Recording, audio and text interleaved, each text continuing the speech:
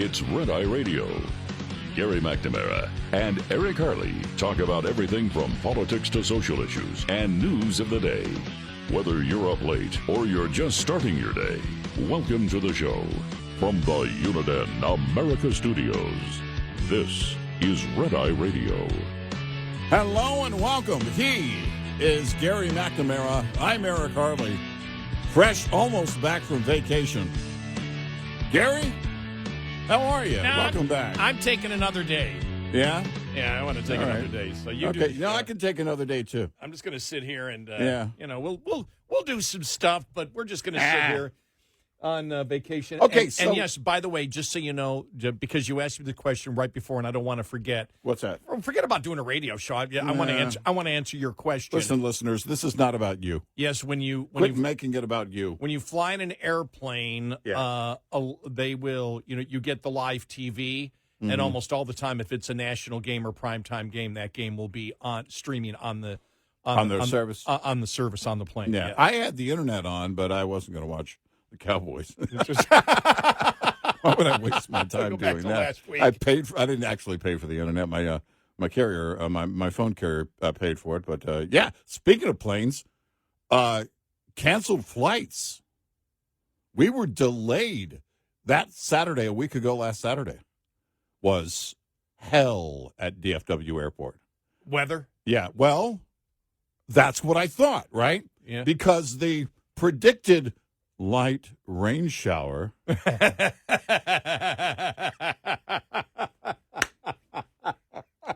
that's what I had seen. I'm not a good reader. I will tell you that. I suck at reading.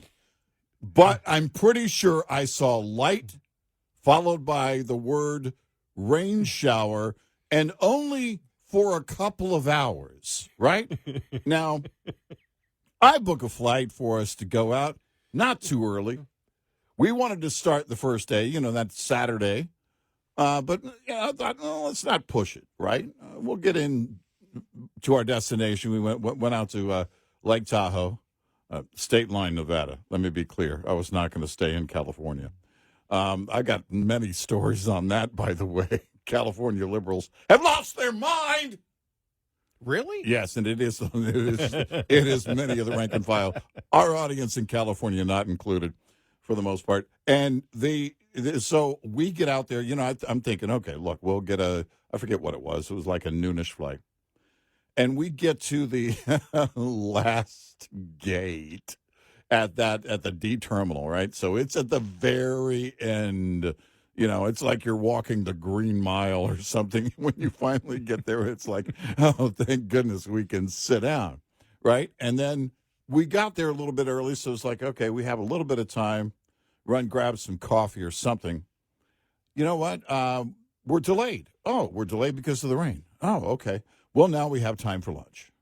All right, so let's get over there, and we'll great Italian restaurant, by the way, in D Terminal. Sat down there, and I'm saying to my wife, I got a funny feeling because it's really raining hard out there. And next thing you know, sure enough, I look down. We're about halfway through our meal. Your flight has been canceled. Okay. So I look out into the hallway, and there's already lines of people there everywhere at every gate. Now, they set up certain destinations in the airport that you go and rebook. My advice, don't ever do that. Call the 800 number. Now, you might want to go ahead and get in line just in case, but you're going to rebook that flight much sooner on the phone.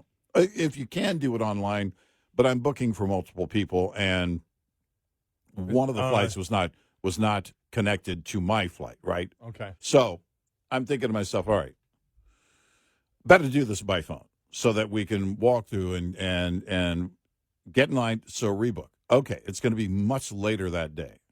All right, so we're going to play that Tom Hanks movie and live in the airport for a day. And I said, I still don't have confidence because that line was so incredibly long and just kept growing. Oh. And it was everywhere. and you looked up at the board, which I never look at because I don't have to. I got my app that tells me what my flight's doing. And I looked up at the board, and it's just all red. Cancel, cancel, cancel, cancel, cancel. And so I'm thinking, all right, great. And then that flight changed terminals. I don't know. Terminals, not gates. To be clear, if you don't know DFW, to get to another terminal, you got to get on this what they call the Skylink. It's a train. It's pretty fast. It's pretty efficient, but it's a monorail. Yeah, it's a monorail, and so you got to. It's our version of the L for those in Chicago, right? So that's all we got. It's the only L we got, and not as noisy. And not as noisy, right? It won't wake you up in the middle of the night unless you happen to be sleeping or living at the airport. And so we get on that, and we're going back and forth, and we're playing, I don't know, Bop-A-Mole with this, these terminal changes. And it happened like 3 or 4 times.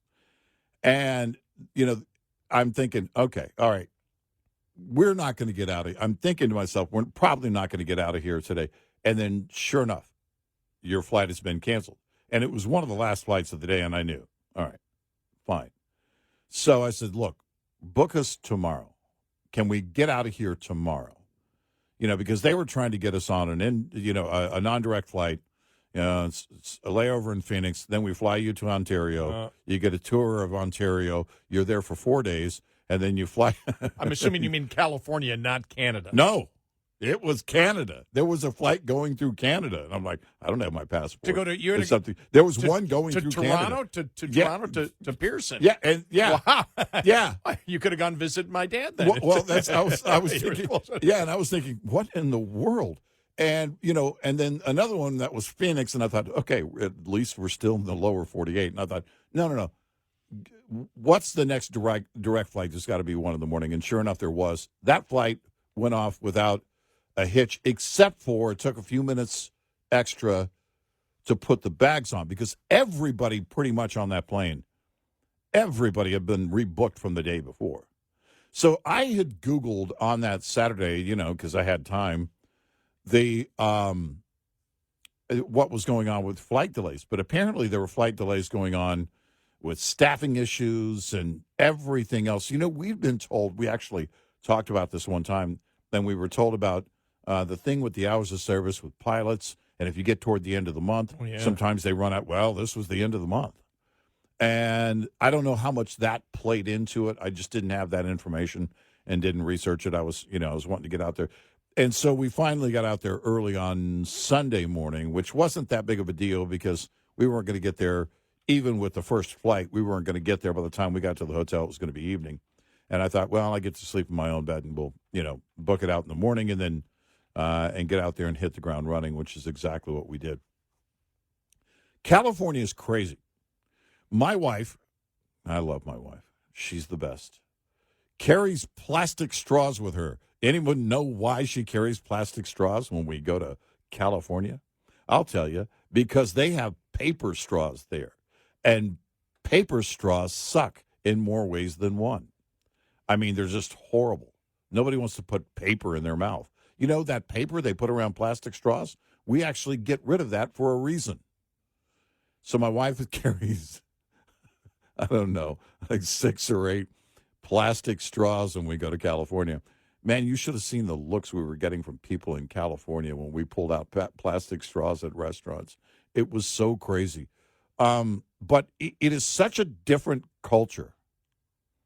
I don't know how much of that is part of, I work here, so I've got to pretend to care about everything that everybody cares about, in California, and blah, blah, blah, blah, blah. We went shopping in this little store looking for some clothes and looking for some other things. And this nice person she was from California, but it's a different language.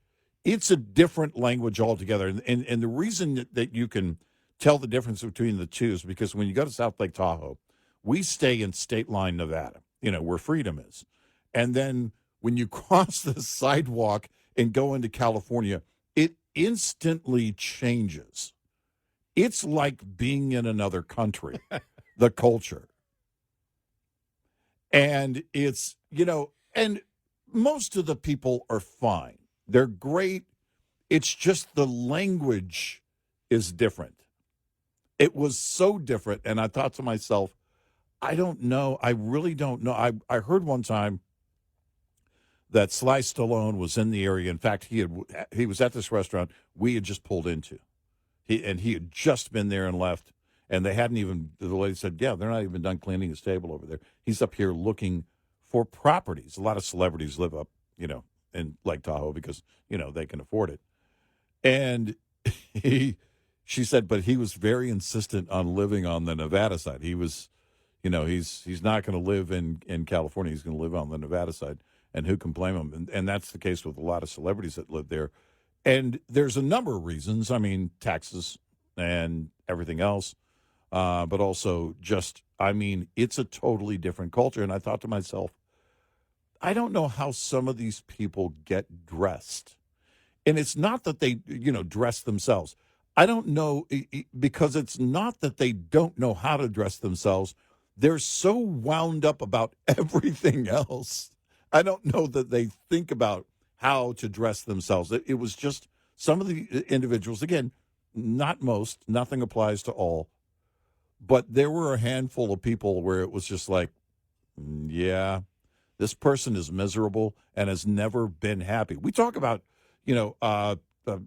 Elizabeth Warren and how many, and Rosie O'Donnell, all these far left liberals.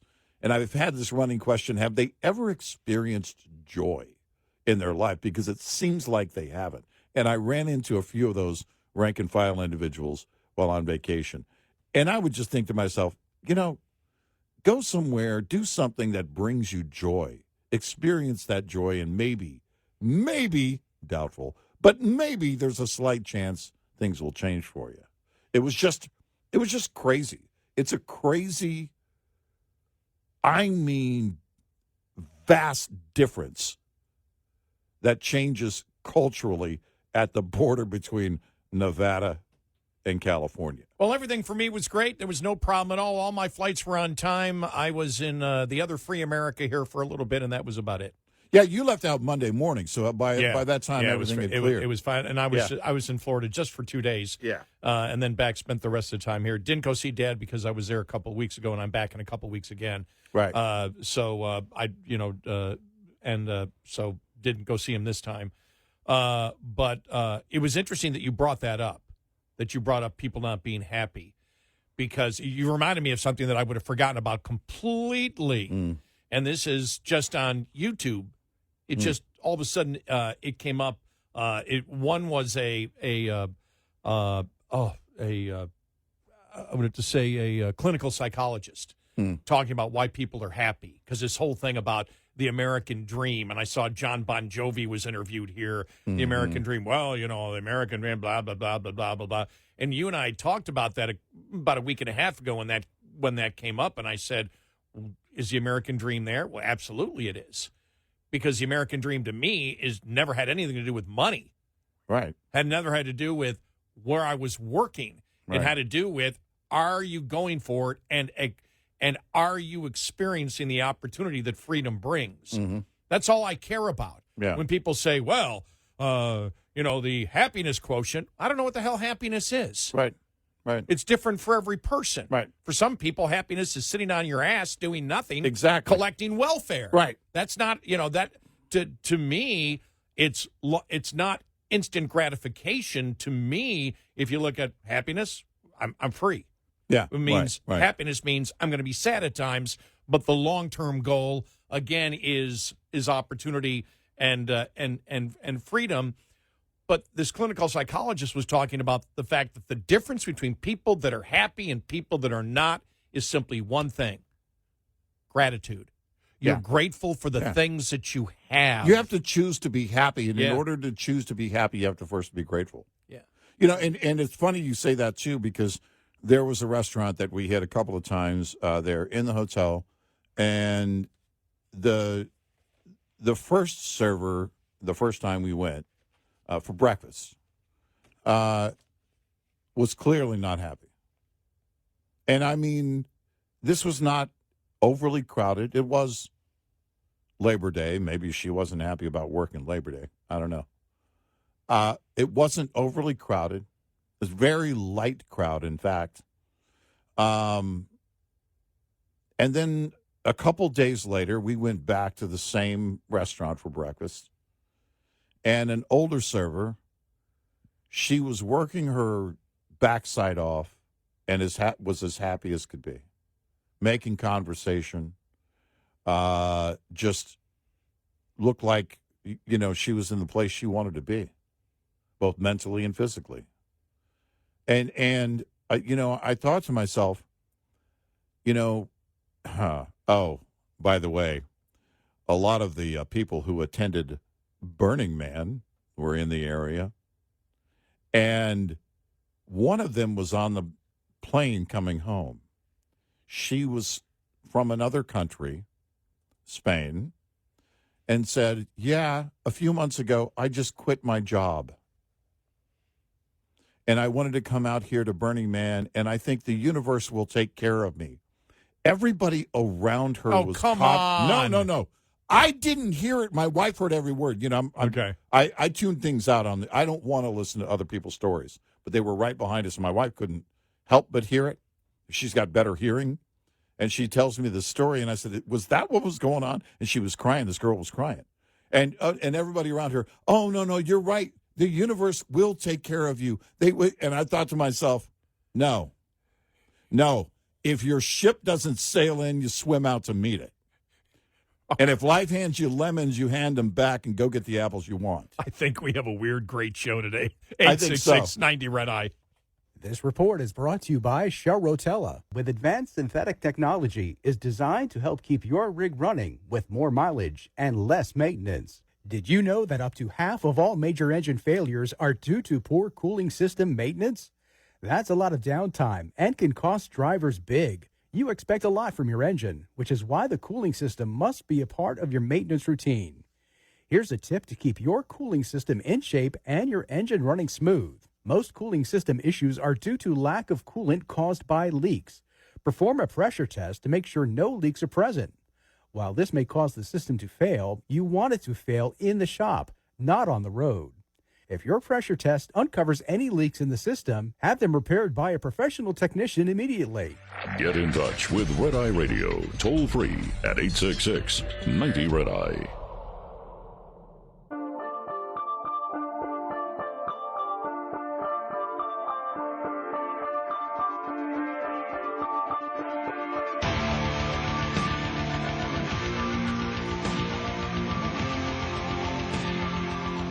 We are Red Eye Radio. He is Eric Harley, and I'm Gary McNamara. Welcome and good morning. So much happened over vacation, and we'll try to get to it all. The thing that I do is when I'm on vacation, like you, I'm still paying attention to the news. You try to get away for a little bit, and you're successful because you're just involved in different activities. But what I do is when I see something, because, every couple of hours, instead of being on my phone every 5 minutes, I'm on my phone every couple of hours. And just highlighting stuff on X and then, saving it. Yeah, I've got my apps all set up to where everything's basically coming to me, and I don't have to go to social media anymore. But it was crazy. It was a crazy week. But I just then I go and I look at it. Okay, what did I say? What did I bookmark? And the thing, it's probably a mile long if you actually when you scroll down. It's like, oh my. This much? Somebody else do the show this week. There's too much going on. Right. But we will cover it all. And don't worry, we'll give our in-depth analysis about the Philadelphia Karen. Yeah. Right? There were two incidents like that recently, which were just absurd. And you ask yourself, what in the world are you thinking?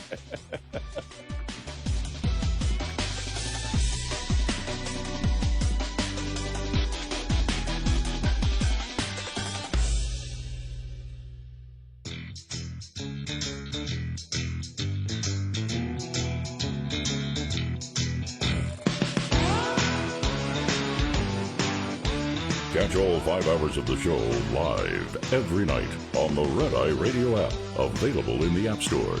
Red Eye Radio. And he is Eric Harley, and I'm Gary McNamara. Welcome and good morning. Thanks so much for being here. Just quickly, we've got to cover the Philadelphia Karen story. Yeah. Yeah, so I did not see this until the pre-show meeting. There was another similar story that happened, I don't know, I think it was right about the time we went on vacation. But this this Karen, it makes you wonder, what the hell's wrong with you? Now, wait a minute. What? Hold it here. Huh? I need to know what the rules are first. What? See, this is the whole thing. Now, I showed it to you. I said, hey, have you seen the video? And you hadn't seen the video.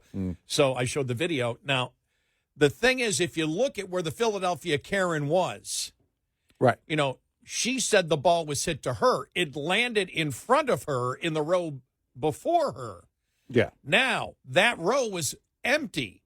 And so the guy from the other section comes running over. Uh-huh. And as everybody's grabbing for the ball, he grabs it. Now, she's leaning down. She can't get it. He just reaches down because he's on the row up front. Right. Grabs it, goes back through the empty row, back to the kid. She's claiming ownership based on proximity. Yeah, and I don't know what the rules are. I mean, now we know in a football game, there are no rules. Now, what about body size? Say someone were in front of her that were 6'5", and that person just has a reach and could reach and grab it, but it was coming straight for her. Right, because she's claiming that her GPS position is what this is so stupid. That's right. Is what Right. is what counts the most. And she wasn't even in that row where the ball landed. No, right? That was a row or two in front of her. It looked like it was a row in front of her. Yeah, but what it looked like, to me. So I guess my question is, we know that when ships sink, that it's women and children first. Right. We saw that in Titanic. Sorry, Leonardo DiCaprio. You're gone. There's no room on the raft. There was room on the raft, but there's no room on. Now, when it comes to baseball, I don't know. Women don't get that. It's the children first, and even though it was a white male in this, in the patriarchy, who grabbed the ball for the child, right? She was a white woman who looked like Rachel Maddow. Yeah, she did. So the punk rock version of Rachel, because she had multicolored hair. She had but she was angry. Right. She was angry. Now, he gave her the ball back. Now, the Phillies came out. But, see, I don't know what the rules are since, look, I've never been in my life an autograph seeker, a sports autograph seeker. No. Or I could care less about a baseball or a football being hit. Right. Into this. I could care less. I'd like the team to catch it. Yeah. Exactly. I would be satisfied with that. If it's the opposition, I really don't want the ball. Yeah, I would throw it back. Now, that's just me. We talked about in banana ball, you hit a pop fly into the stands and a fan catches it, you're out. Yeah, different rules. Remember the guy in Chicago, the guy that blew. Can't even think of his name. The guy in Chicago that he had death threats. Yeah.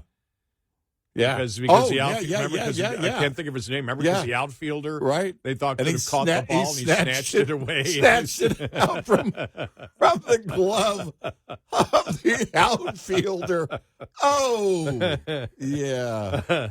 He's in the witness protection program But now. I mean, immediately everybody's trying to find her name and everything else. But when I saw the Philadelphia, the funny thing is, when I saw the Philadelphia Karen and saw it was at a baseball game, it's sort of like you said earlier. It's like, okay, I cover the news for a living. Do I have to pay attention to this? Yeah, I don't.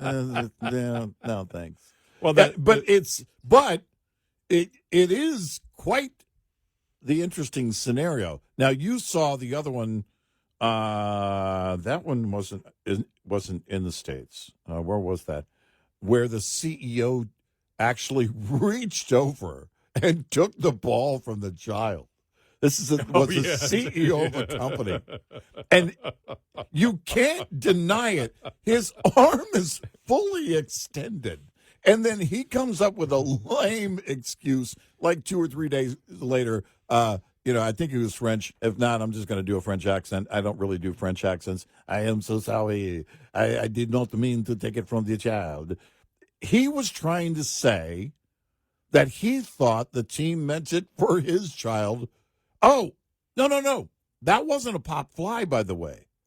That was a player handing the ball to a child, and he reaches over and grabs it. And I mean, this guy had to go full extended reach to grab it out of the hands of the kid. And the same remedy happened. The team did a, special thing for the kid and gave him an autographed ball and the whole thing. I think they're putting him into the team's Hall of Fame. They went out of their way to recognize the child, and the CEO was just booed endlessly. And you're the CEO of a company. Wow, what's next? Coldplay concerts?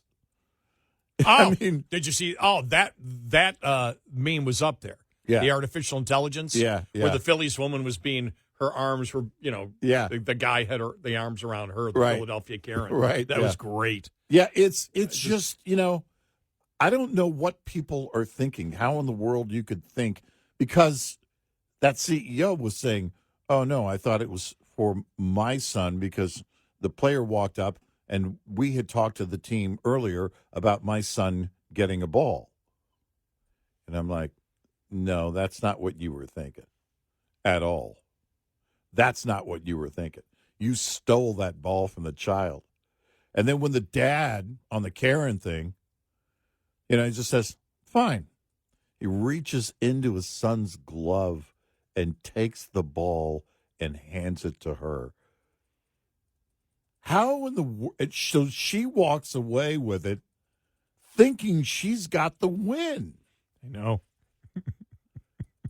She's walking away proudly after just taking it out of the glove of a child. What the hell's wrong with you?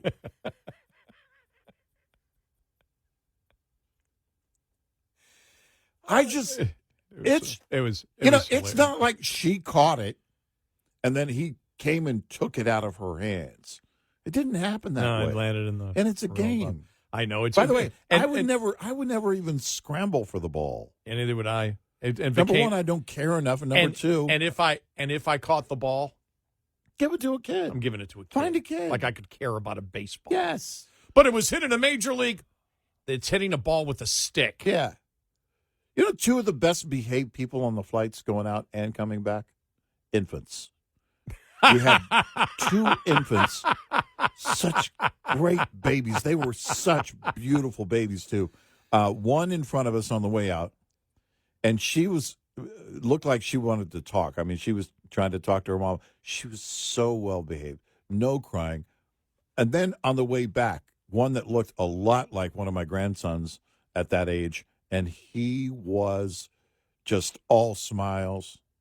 No noise at all. None.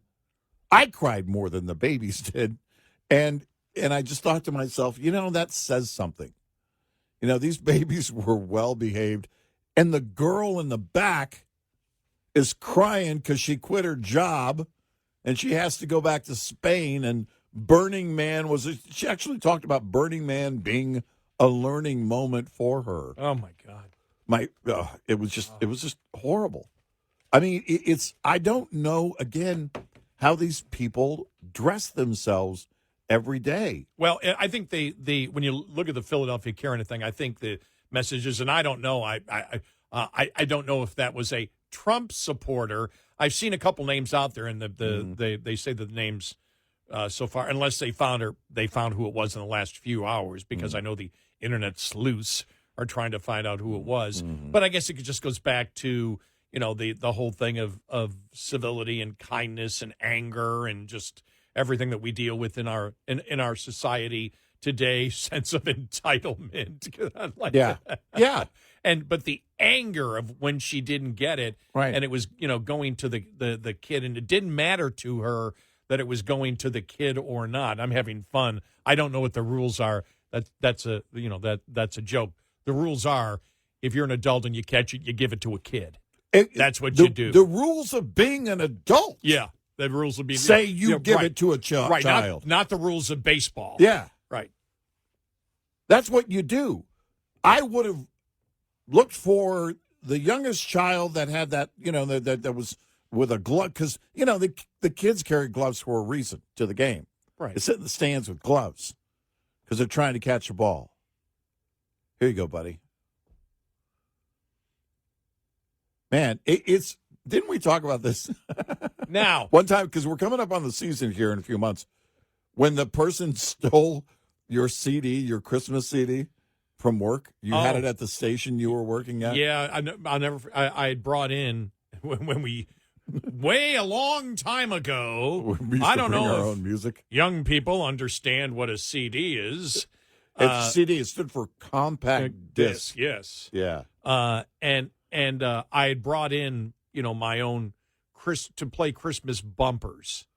Right. And I was working. Yeah. This was when I was working in Buffalo, and so brought him in like on a Friday, and then over the weekend, when I came in Monday, my producer came up. He was livid. He said, "I don't have your Christmas bumpers. I can find some other Christmas music." It was probably a week before Christmas. He said, "But somebody stole your Christmas CDs." Yeah. Yeah. And I'm thinking to myself, and he's like furious, and I start laughing. He said, "What are you laughing about?" I said, I had this, as soon as you told me that, there's this imagery in my mind. Number one, who the hell steals Christmas music? Right. And number two, whoever stole it sitting around the Christmas tree, saying what a wonderful season this is, the season of giving, while they're listening to my stolen Christmas music. Exactly. And now Karen gets the ball. What's she going to take it home? Hey, look at this ball I got. No, we saw it, Karen. Wouldn't it be funny? Wouldn't it be justice if her real name was Karen? But she's got the ball, and look. Yeah, no, we saw it on TV. We know how you got it. We know exactly how you got it. Are you proud of yourself? I mean, seriously, how do you even live with that? It would if I caught the ball straight on, which number one wouldn't happen because number two, I don't take gloves to baseball games. Number three, I don't go to baseball games. But let's just say I did. If I caught the ball dead on and then went home, I would think, why didn't I look for a kid? There's tons of kids sitting there. Why didn't I give this ball to a kid? I wouldn't be able to. It was like, that's not a victory. That's not a victory. If I go to a sports memorabilia thing and I buy a signed, whatever and take it home, all right, different thing. That's not memorabilia when you, as an adult, catch it and don't give it to a kid, whether it's your kid or somebody else. That's not memorabilia. That's not the rules. If you're an adult, you hand it to a child. Grow up.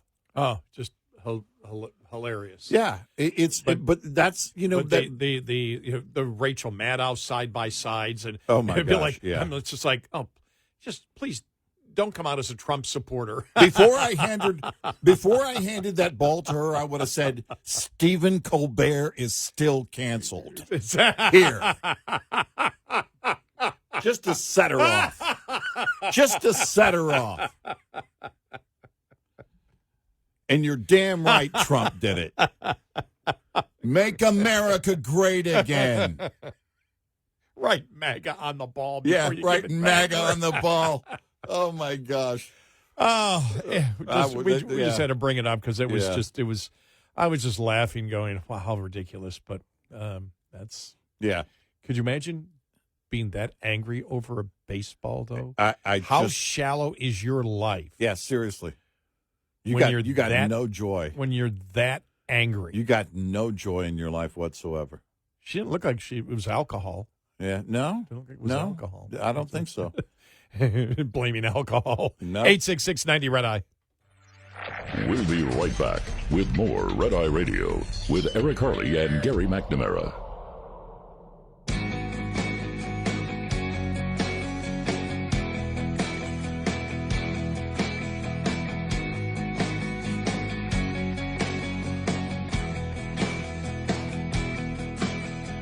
We are Red Eye Radio. He's Eric Harley, and I'm Gary McNamara. Got some great audio cuts, and we got to go back. There's a couple of stories that happened since we've been on vacation. Yeah, you know, yeah. the Tim Kaine thing about where rights come from. Yeah. Oh, my God. Wow. That's great. Yeah, we've been there before. Oh, my. We really didn't get to it much. You know, the whole thing about how the left went crazy about Trump disappearing for a couple of days. Yeah, oh, my gosh. That just, it's just.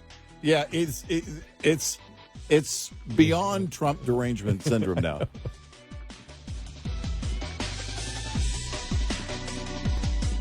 Top of the Hour News is brought to you by House Products. Visit houseproducts.com. This is Red Eye Radio on Westwood One.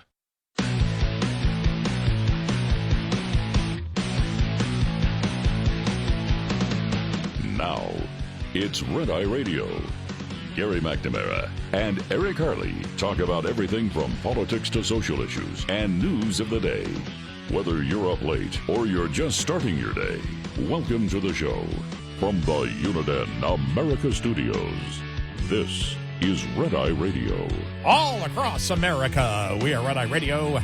He is Eric Harley, and I'm Gary McNamara. Hi, good morning. Well, it's great to be back. It is great to be back. Well, let's hear some of the things that were talked about while we were gone. Let's go to this audio cut here. This is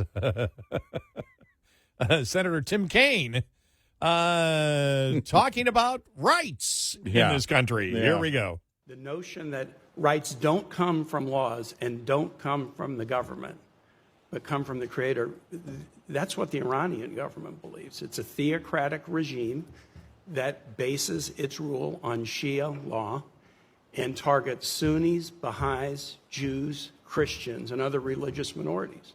And they do it because they believe that they understand what natural rights are from their creator. So the statement that our rights do not come from our laws or our governments is extremely troubling. Wow. On Ted Cruz. What's going to... You know, but this is a long-held belief by the left, of course. To make this bizarre comparison, it's a theocracy. You and I have explained it. It's very simple. Those rights are yours at birth. By the way, whether you believe in a creator or not, even if you don't believe in a creator, those rights are not assigned by man. The left wants you to believe those rights are assigned by man.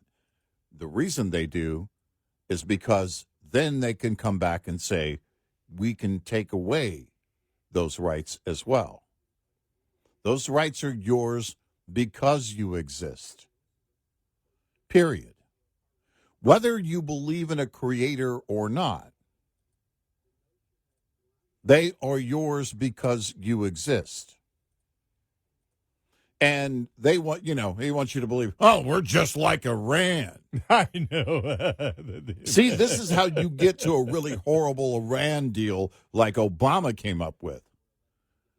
Morally, they're no different than we are. We're no different than they are.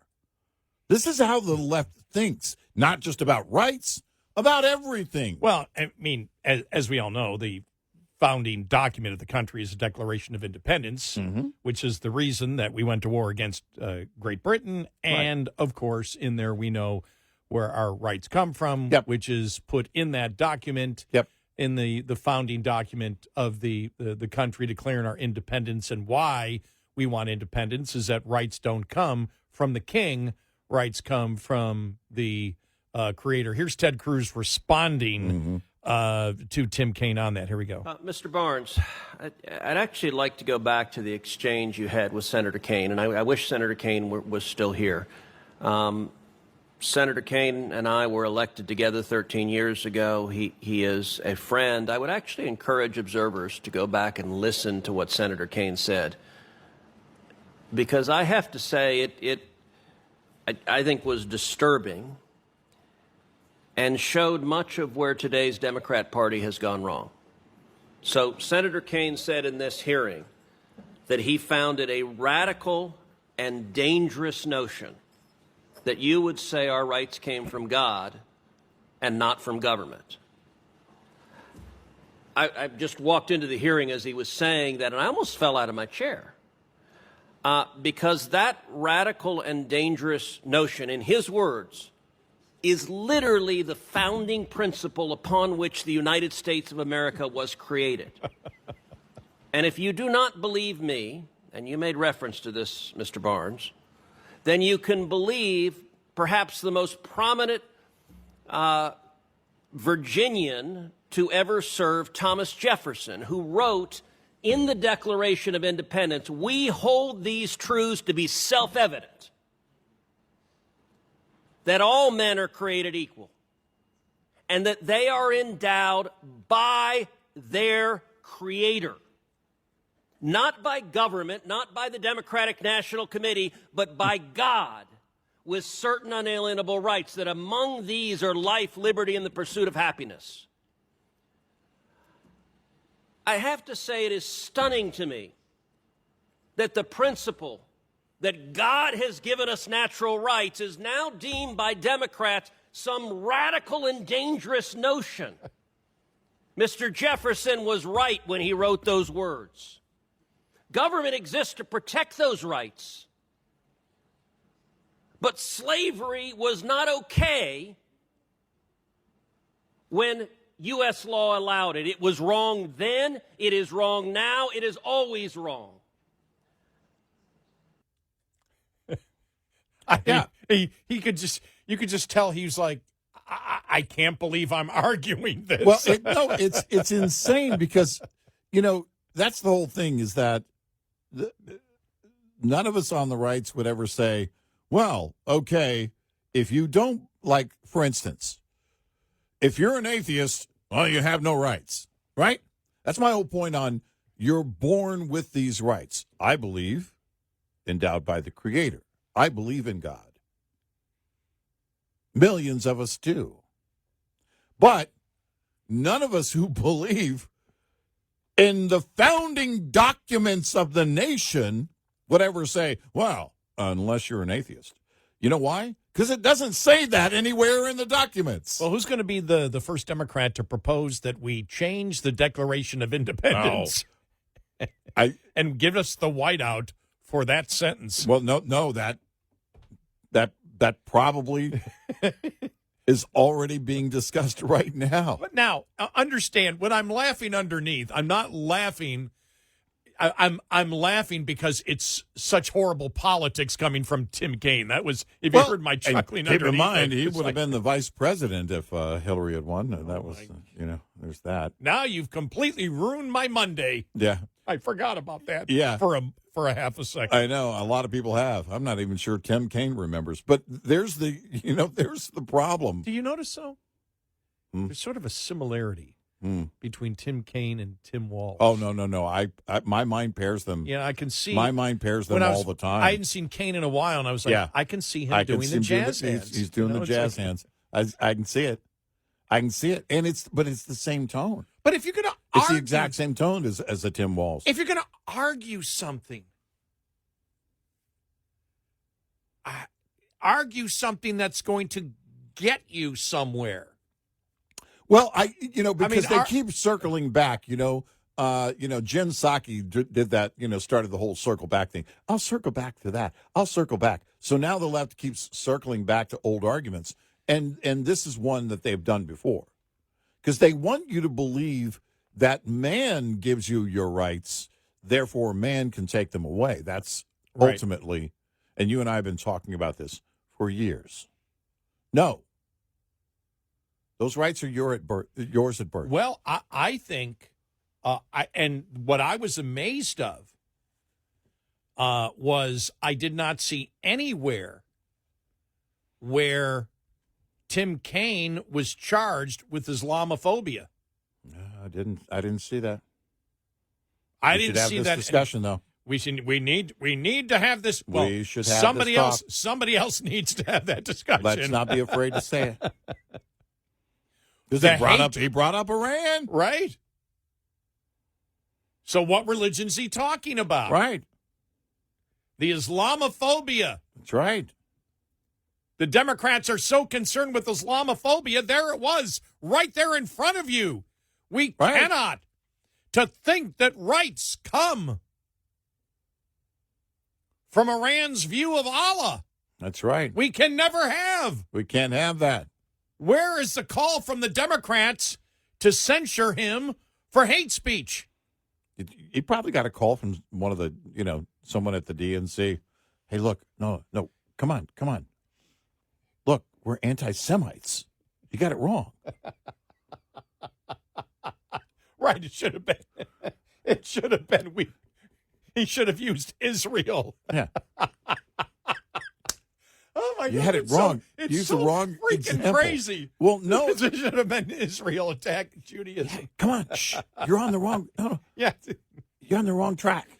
It's. we don't want to end up like those genocidal maniacs. Yeah, exactly. Do we have to give them all the advice? Oh, and that whole thing's back again. Oh, I know. Yeah. And who was it? Was it National Review or Wall Street Journal? I forget that had it. The whole, genocide argument is back again. And it's just. No, I got hit with that from a listener Oh, yeah? when I was on vacation. Yeah. I saw it was a couple of days. It came a couple of days before vacation. Yeah. You guys, I don't know if I can list you anymore. Your defense of Israel. Oh, yeah. I remember that. Yeah. Yeah. Oh, you got it too? Okay. Well, Same guy? we talked about it on the air before we left. And Oh, we did? yeah. Okay. All right. And it's. Sorry, I was drunk. But that's okay. I'm still drunk. But the problem is, I don't drink, as far as you know. But the problem with the left is that they quickly run out of steam on one argument. They leapfrog, they lily pad every argument. They just jump from one to the other, and when one is sinking, boom, they're on to the other. But there's only so many lily pads, and they're very small pond, and they've got nothing. It's just like a lily pad. There's no real foundation. There's nothing below it. There's nothing. They've built this new. I don't even know how. I don't even think I can call it a movement. What the liberal thing is. It's not a movement, because a movement has unity behind it. Now, yeah, there are a lot of them out there that think the same way, behave the same way, but they're all running around like that magnetic football game we had as kids, in opposite directions as soon as you just get them charged up by flipping the switch. They just don't have any direction. And a movement requires direction. Who's directing the left? Who's leading the left? We know who the loud ones are. Who's actually leading the left? They haven't had a leader in a long time. And this is no surprise, because they went for 4 years without a president. Well, they had a president. His name was Otto, last name Penn. Brother of Sean. Brother of Sean. And he's worse. Exactly. He's much more liberal than Sean ever thought about being. And I don't think they want a leader. In fact, I know they don't want a leader. They all believe they're the boss. They all believe they are the rock star. You can't bring people together like that. You've got to have some kind of direction. You've got to have movement as a group. And lately it's been, okay, not Trump. Okay, not this person. But where's the actual direction of the party? The governor of California isn't it. And, man, I'll tell you, after visiting his state, oof. California is a beautiful, beautiful, beautiful part of the country. Such a shame that it's led by people who are incompetent. It's such a shame that the great people of California, the ones who would like to make it great again, MACA, I guess that would be the abbreviated version of it. They can't do anything about it because the majority are still going to vote for Democrats who are going to keep doing the insane things over and over again. I stopped to fuel up in California. Yeah, all right. $5 a gallon. That's awesome. That's great. Keep paying it. I got home, paid $2.29. I was renting a car in Florida, and they said, as always, we'll fill it up for you if you want. Yeah. It's like at the market price or whatever. Yeah. Well, no, they always, it's like $9, and they said $2.60 a gallon. No, you said $2.60 a gallon. Yeah. And, right. And they go, well, yeah, it's the market price is what we'll fill it up for, so you can bring it right back in. Yeah. Since when? I go to New York, it's like $9. Yeah. Right. Exactly. Like, wow. But I'll tell you this, though. The insurance for the car, it's the only insurance I get, because that's the one me too. Insurance for the car, 3 times in Florida what it is in New York. Oh, wow. 3 times. Wow. I wonder what that's all about. Yeah. Mine wasn't too bad, but yeah. But yeah, I got to figure that one out. I got to figure that one, why that's so expensive. Yeah. I don't know. Because I thought maybe they raised it across the board. And then I checked for my trip back to New York in a couple of weeks, and it was a third less. Unbelievable. Interesting. We got more insanity. We do. Man, this is like what happened on our, fall vacation? It was still summer. What happened on our summer vacation? Yeah. All right. Still coming up. 866-90 Red Eye. Brought to you by FPPF, Fuel Power Max. Uncompensated detention at docks frustrates drivers of all stripes. If you're an owner-operator, you have at least some control over the matter. Make the subject a standard part of your rate and/or contract negotiations on the front end. You can use your own numbers to calculate an hourly rate to compensate for lost income opportunity, as well as fixed costs, which don't stop when the truck stops. Those two elements of a fair detention rate were deemed appropriate by most of Overdrive's audience almost a decade ago. We've used income, fixed costs, and miles average of our owner-operator business services from ATBS's clients to compute an average $64 an hour detention rate then. And 10 years later, the figure is $83 an hour. Use your own numbers to calculate your rate. A simple conversation with any broker or shipper, or your carrier if you're leased, about what you're putting in the rate might yield results you don't expect. Owner-Operator Business 101 is provided by Overdrive's Partners in Business program. Go to overdriveonline.com to the Partners in Business section of the website for more details on this and many other topics. Brought to you by Shell Rotella. With advanced synthetic technology is designed to help keep your rig running with more mileage and less maintenance. Coming up, more with Gary McNamara and Eric Harley. It's Red Eye Radio.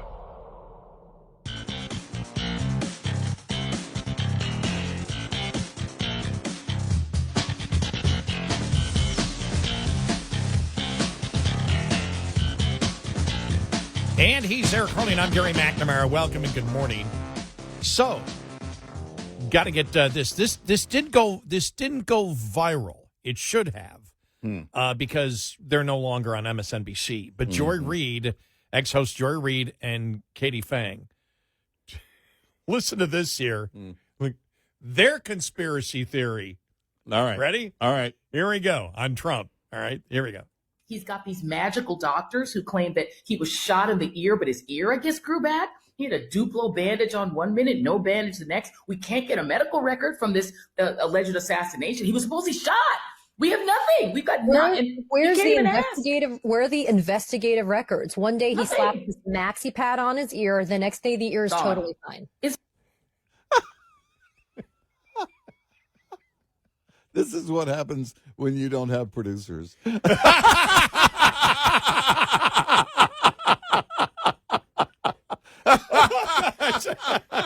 When you're left to your own stupid, moronic mind, this is what comes out of your mouth. And that was all part of the. And I'm reading here from Beckett Adams in National Review, where he goes, a family member remarked last weekend that she heard that President Trump had died. Neither my sister-in-law nor I had any idea what this was about, and soon we found out our answer. The more deranged and self-harming corners of left-wing social media evidently decided that the president had died and the public was being kept in the dark. The conspiracy theory went viral, escaping the echo chambers of X and landing in the laps of non-political types such as my family members. Yeah. Wow. Yeah. What It a was zoo. insane I last know. week.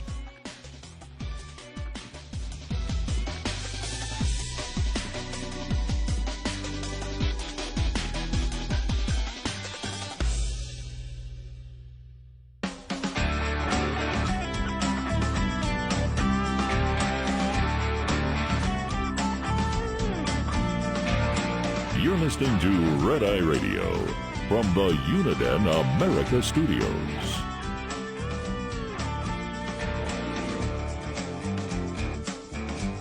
He is Eric Harley, and I'm Gary McNamara. Welcome and good morning. All right, also when we were on vacation, this I thought was really interesting. Malcolm Gladwell, who wrote the book, The Tipping Point on marketing and everything else, Yeah. came out and said trans athletes have no place in the female category. He admits that he was bullied into saying that it was okay. Wow. That was amazing. Think about that, because I wonder how many on the left. Oh, yeah. You know, we had talked about this a long time ago when you had, and this goes back probably 5, 6, 7 years ago, when it seemed like every single show we'd come on and there'd be some conservative reporter on a college campus asking something about the transgender movement or whatever. Right. And we remember you could look at the kids and realize they didn't believe it. Right. They didn't buy it at all. And I can still remember the one reporter asking, so could you be it was some white guy, could you be a 6'10" Asian man? Well, I guess so if I wanted to. And you could tell by the way they answered. Yeah. They weren't blunt answers like, absolutely. It was like, well, I guess if somebody wants to be, and now we know how many college students, some of the surveys that have come out, the polls that have come out, just we say whatever just to get through. Yeah. We just if they want to believe this crazy stuff, that's fine. But think about this. How many people think about how a society has evolved when somebody can tell you that gravity doesn't exist and you buy into it. Yeah. No, Now, over and over again. Yeah. And you sit there and you just say, Then you yes, start wearing the T-shirt that says gravity doesn't exist. but you know it's not true. Yeah, right. You know it's not true. You know it's a lie, but you don't feel like you can. You just don't shut up. You come out and you actively promote something that you know is a lie. Yeah. I can't imagine living in a world like that, Eric. I can't imagine that. And you've got to keep it up every day. Every day. And you've got to get louder every day. You know, you've got to, once you carry the bullhorn, remember what they have said, that silence is violence, but now it's even gone further than that. You've got to be louder than you were. Why aren't you louder today than you were yesterday? You've got to be more passionate. Where are you? Where are you? Where are you? And that's how they live their lives. I mean, these individuals are bat soup crazy. And we've seen this intimidation too. We saw the one, was it during the Milwaukee thing? The one city council person, and she said, I have to vote this way because the mob knows where I live. And Minneapolis. was it Minneapolis? Minneapolis, yeah.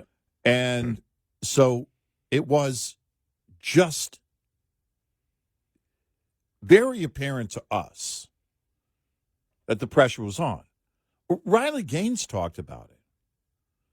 You know, they basically were telling her, look, we got to give it to the guy. We can't not give it to the guy. The organizations already have it built in. And this is what I mean by when I went on vacation and, you know, ventured over to California for a few minutes. I don't know. It's hard to know which of the people that I encountered actually believe it or are saying it because they're in their place of work. Because they were all, you know, anybody I encountered was, I don't know, in a restaurant or they were, you know, at a place of employment, right? Mm-hmm. I wasn't just talking to random people on the street. You know, I was engaging with people that where I was doing business or looking to do business. And so I don't know how many of them felt the pressure of, well, I'm employed here, I better walk the line. Or how many of them actually believe it. I can't tell you. But we do know that it exists. We do know that we've seen it over the years. The pressure, like you said, the best example was when they went out and, you know, well, could I be this? Could I? Well, you know, they're chuckling kind of under their breath, knowing that the answer is no. There was no way for them, for the left, to justify what they're doing except for to have a mob intimidate everyone. If you get out of line, we're coming after you. If you don't walk this walk, we're coming after you. You know, the thing, when we saw this happen with, you know, whether it was Disney taking on Governor DeSantis, and we said, you're not taking on Governor DeSantis, Disney. You're taking on the parents, the same parents who decide if they're going to spend money in your parks, the same parents who decide if they're going to spend money on Disney Plus. Those parents. When you're taking on, this is the one thing over and over again that the left just loses completely all focus of.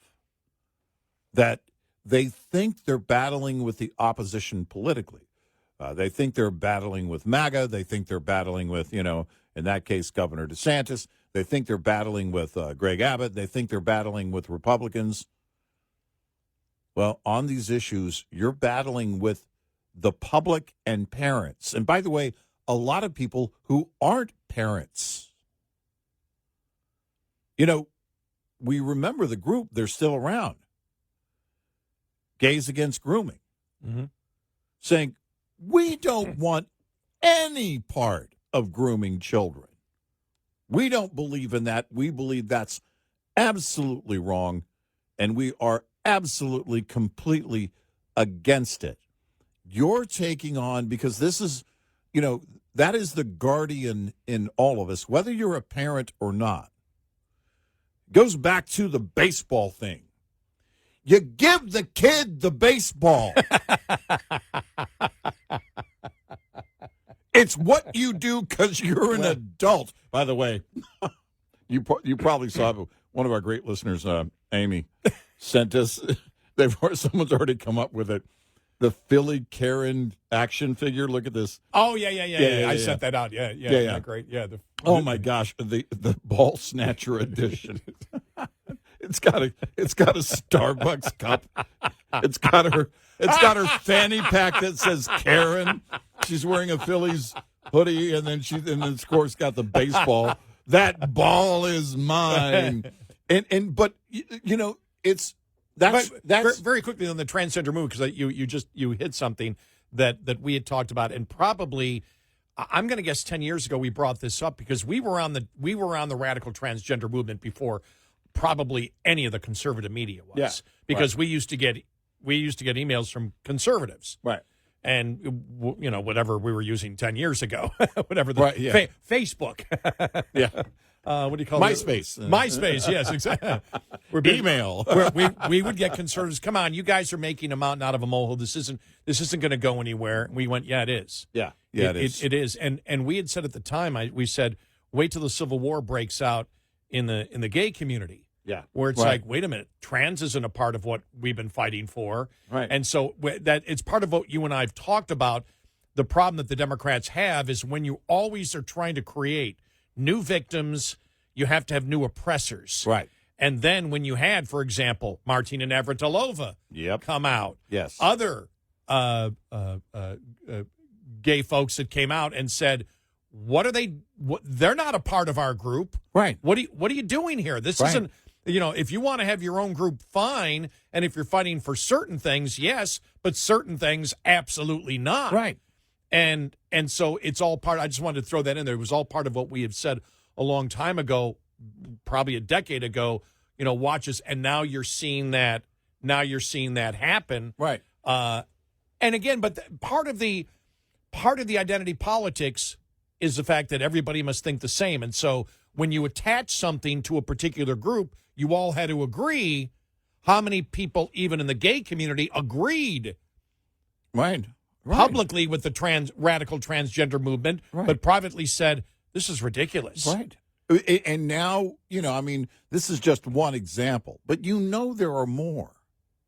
There are people that are out there that are pressured by whatever it is, in their immediate situation. It's where I started with the people that, I encountered in California. It could be that, well, my employer's not going to like it if I don't, toe the line. And I have no proof. No one said that to me. But that exists to a certain extent. I remember years ago, same place. And I'm on this boat. And one of the servers on the boat is having to cut up, the plastic six-pack things, that hold six-packs together. She's having to cut those into pieces, right? Wow, yeah. And I said, you're doing a good thing. And I was kind of, tongue-in-cheek about it. I was trying not to be a jerk, but, you're doing a good thing. We're on the water of a massive lake. You kind of have to do that. That's it's what you have to do, right? No big deal. It wasn't the biggest cause that's ever been out there. But she just looks at me and she goes, yeah, right. And she's just having to take her scissors and cut it up into little pieces. Now you can't even get plastic single serve. I went into a store looking for two things while I was there in South Lake Tahoe. A case of water and some shoes. I walked up to the young lady and I said, where are the men's shoes? I just wanted to buy some cheap tennis shoes for hiking. And she said, we don't sell men's shoes. Now, I don't know what's behind that. I don't know why that store didn't. But then I walk over to the area where they've got water. You could buy the massive 1 gallon, 2 gallon water things. No single serve cases. I said, where are your cases of water? He goes, they're banned. We can't sell. And he just looked at me and says, we can't sell single serve water. Like he was saying, can you believe we can't sell single serve water? I mean, the poor guy. And I thought to myself, we go, I kid you not, a half a mile down the road into Nevada. There's a Family Dollar store right there on the corner. The entire window is a full display of single-serve water in cases, and I thought that's a good marketing right there. The entire window, the entire front window is cases and cases of water stacked up in front of the window where you could see it driving by going, oh, I can legally buy plastic. You get into these ridiculous things. And by the way, here's one thing I'm wondering. You see it now. I've seen it all year round though. The stores and supermarkets that have like wood outside that you can buy. Yeah. Is that banned in California? Oh, I didn't look for any. That's a good question. Are those little wood piles banned? I don't In know. certain areas, have they banned you? Because wasn't that a thing where they Now, were banning there is people a from burn. There is a burn ban there, so they may not sell it for that reason. There is a burn ban in that region right now. But I'll say this, and this is an important point. Every other drink aside from water, you could buy in single-serve plastic. You could buy a 20-ounce Coca-Cola or soda, which, by the way, the plastic for those drinks is much thicker. Gatorade, same thing. Water? No. Sugary soda? You can buy the plastic one all day You mean long. the most necessary? Yeah. To go back to the movie from the 60s. Yeah. The necessary bodily fluid that we need for nourishment. Yeah. You can't buy that in plastic. Yes. You want a sugary soda? All day long. I keep thinking fail-safe. It's not the one. I'm thinking the other one. The humorous one. Right. So I learned to love the bomb. I just can't think of the name of the movie. 866-90. 866-90 Red Eye. Lines open for your calls. 866-90 Red Eye on Red Eye Radio.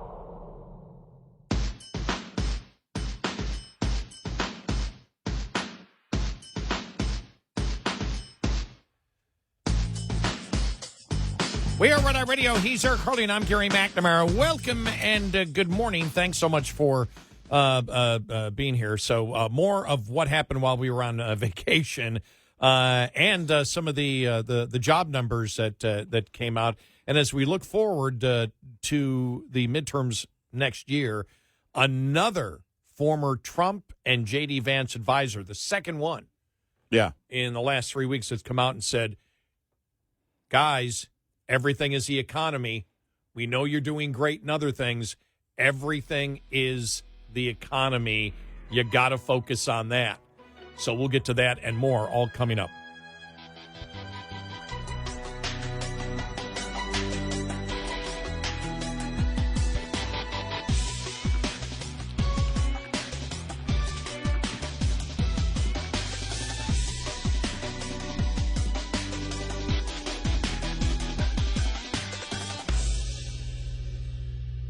This is Red Eye Radio on Westwood One.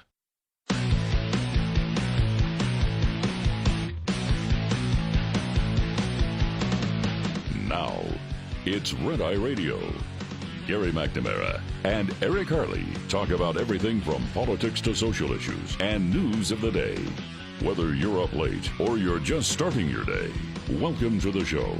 From the Uniden America Studios, this is Red Eye Radio.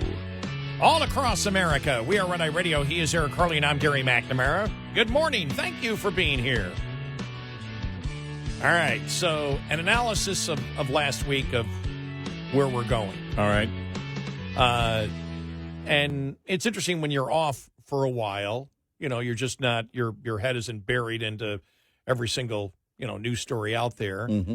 And so you get away for a little bit, then you come back again. It's like, okay, let me just look at perspective of where we are now. Sometimes for me, I know that being on vacation, I can look and say, okay, where is everything right now? Mm-hmm.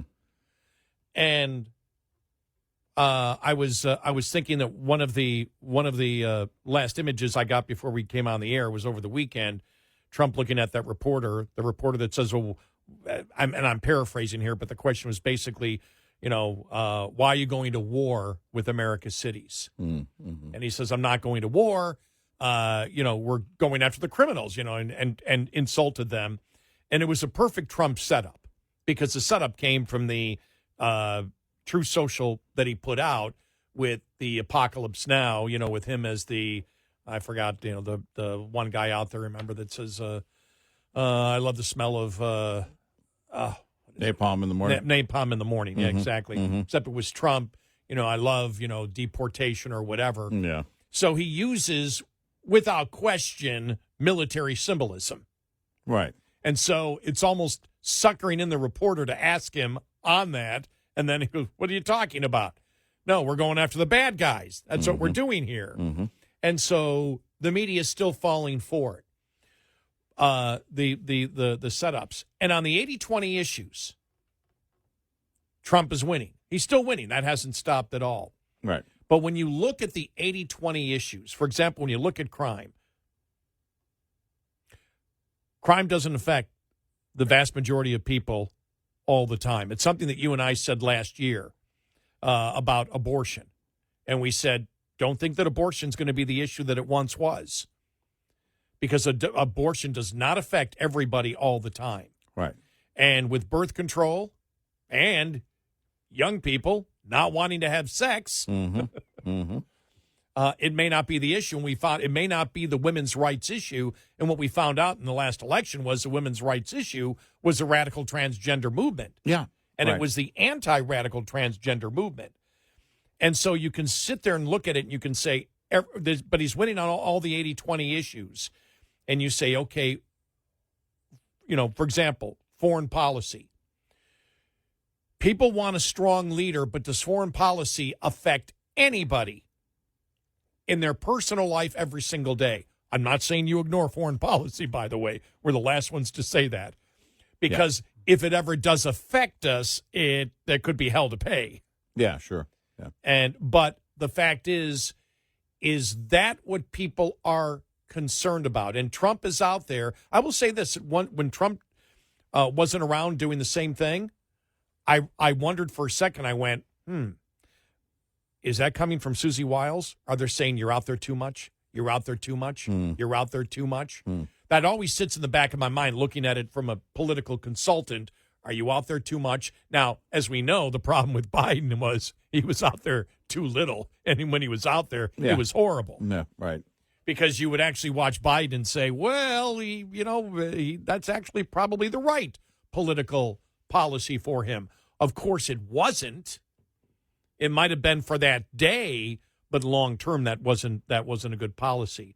But then he's back again and speaking, so who knows, why that happened? But that thought did cross my mind. Are they saying, are internal polls saying you're out there too much? You're out there every day. You're holding 3-hour, meetings. You're answering too many questions. It's always a concern. Yeah, right. Overexposure. Overexposure on the same thing over and over again. Right. And so when you would look at it, and I don't know whether that's the case or not, but it's a concern that anybody in politics always tries to figure out. Is the candidate that I support or the candidate that I'm working for, the candidate I'm the political consultant for, are they out there too much? Are they out there too much about a message where people are like, we get it, you're against crime. Right. And you're going after the criminals, and that's good, but something that doesn't affect me. Criminal activity affects people in urban areas a lot more. The crime rate is higher. Yeah. As we know. Right. And so, but does it affect most people every day? No, it doesn't. No, it doesn't. And so you look at it, and then you see, the job numbers came out again last week.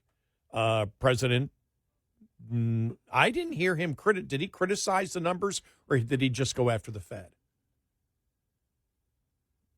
I didn't see a lot on the criticism of the numbers of the report, or the assessment, I guess, of the report.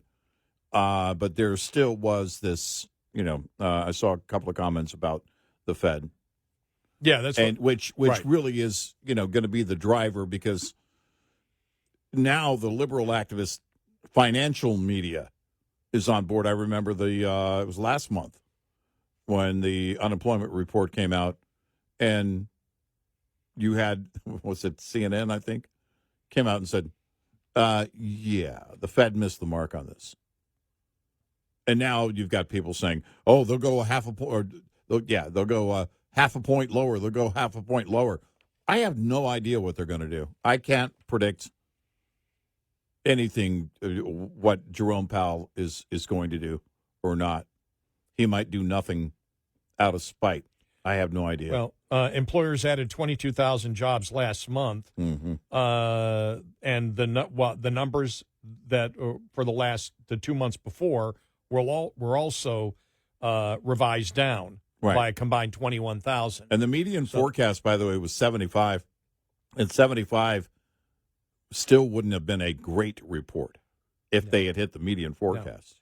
No. And as you said, we don't do numbers. We don't make a conclusion based on 1 month of numbers. No. We haven't done that.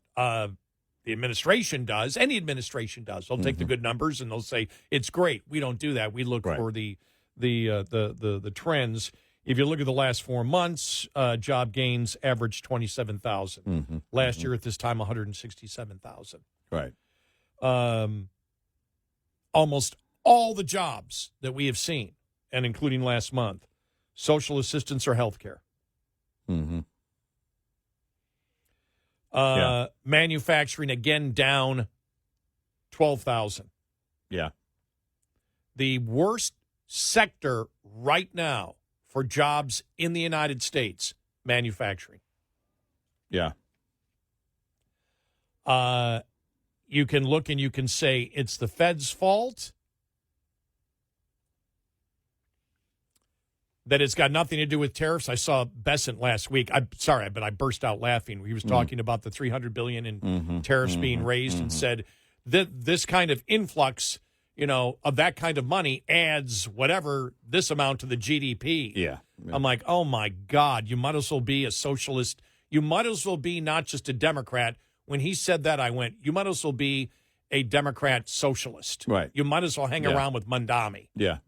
Because that was such an absurd statement for Bessent to make, that taxing American corporations $300 billion adds to the GOP, adds to the GDP, because the government can spend that money, and when the government spends money, that's what makes an economy go. That's the message he was sending out.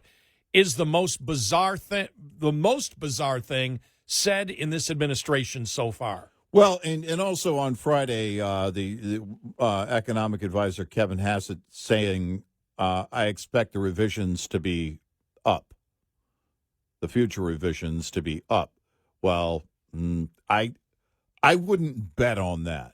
Well, they just went down. I know. Well, the revisions we just saw. Right. But he was talking about revisions in the future going up. I don't see that happening. I don't know anybody that's counting on that. And we warned about that about a month ago. In fact, we said, here's the problem. You can fire the head of the BLS if you believe they're not doing a good job. And you can go in and you can say, and it might be a good idea to say, we'll do one report every 90 days because it's misleading if we don't get all of the surveys back if we don't have all the surveys, it's not a complete report. Okay, we can have that argument. But if you're betting on, well, I'm going to fire this person because this wasn't done, that wasn't done, the process itself isn't going to change, maybe again with the exception of changing it to every 90 days instead of every month. Well, remember, the president's first statement was last month that it was fraud. Yes. Yeah. And nobody else in the administration said that, by the way. No one else said that. No one else. In fact, the closest they came to it was maybe we need to take the entire survey as a whole, all 3 months worth, and do it once every 90 days instead of once every month. What we had said. which again, sounds like a logical thing to do. But if you're saying, I don't know what Hassett had on Friday where he expects, future revisions to be up. I don't know what you would base that on. Look, because you had all of the media. The consensus was on Friday it was going to be 75. And again, 75 isn't great, but it's a lot better than 22. And that kind of miss is huge. That's a huge swing. So I don't know, again, what Hassett is basing it on. Well, first of all, he's wearing pom-poms, of course. He's an economic advisor for the president. That's what you're going to do. Look, we expect it to be better. We expect it to be better. But here's the thing. we're getting close to heading into the fourth quarter.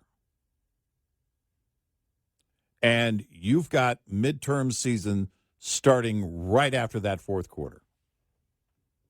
Midterm season is going to be the key to the rest of your agenda.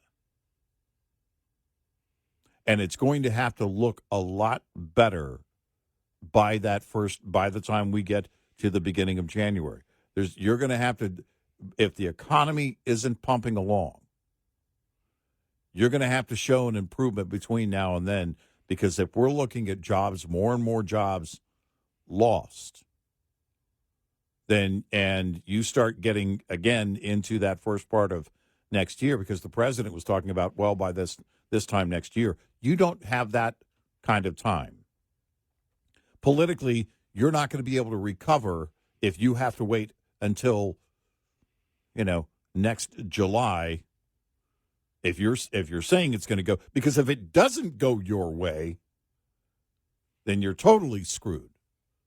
And this is the one Achilles right now for the president. It's the one thing that will lose the Republicans a midterm. Yep. Is the economy. Yep.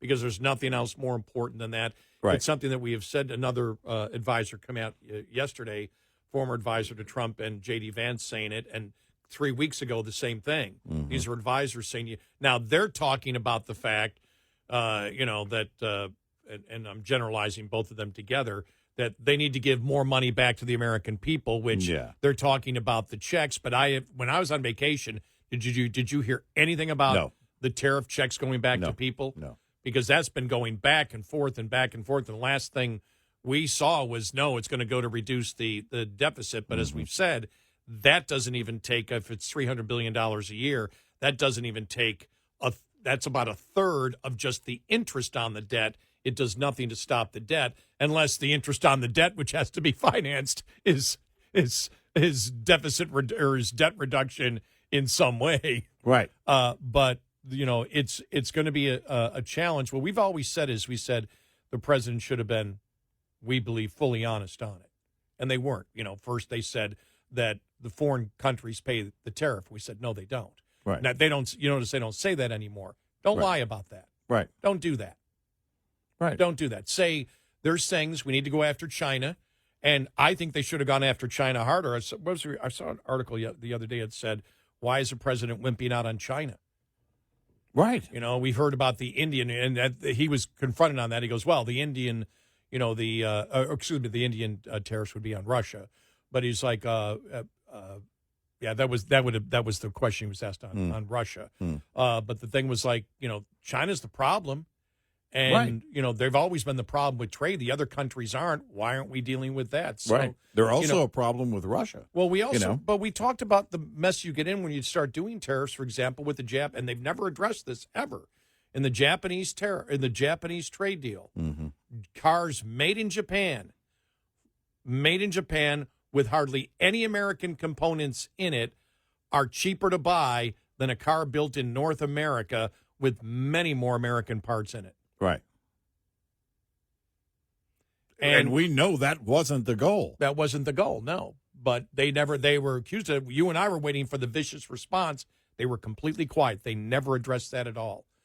And so we've always said, look, when you increase the cost of doing business, however you do it, it's going to slow down an economy. Yes.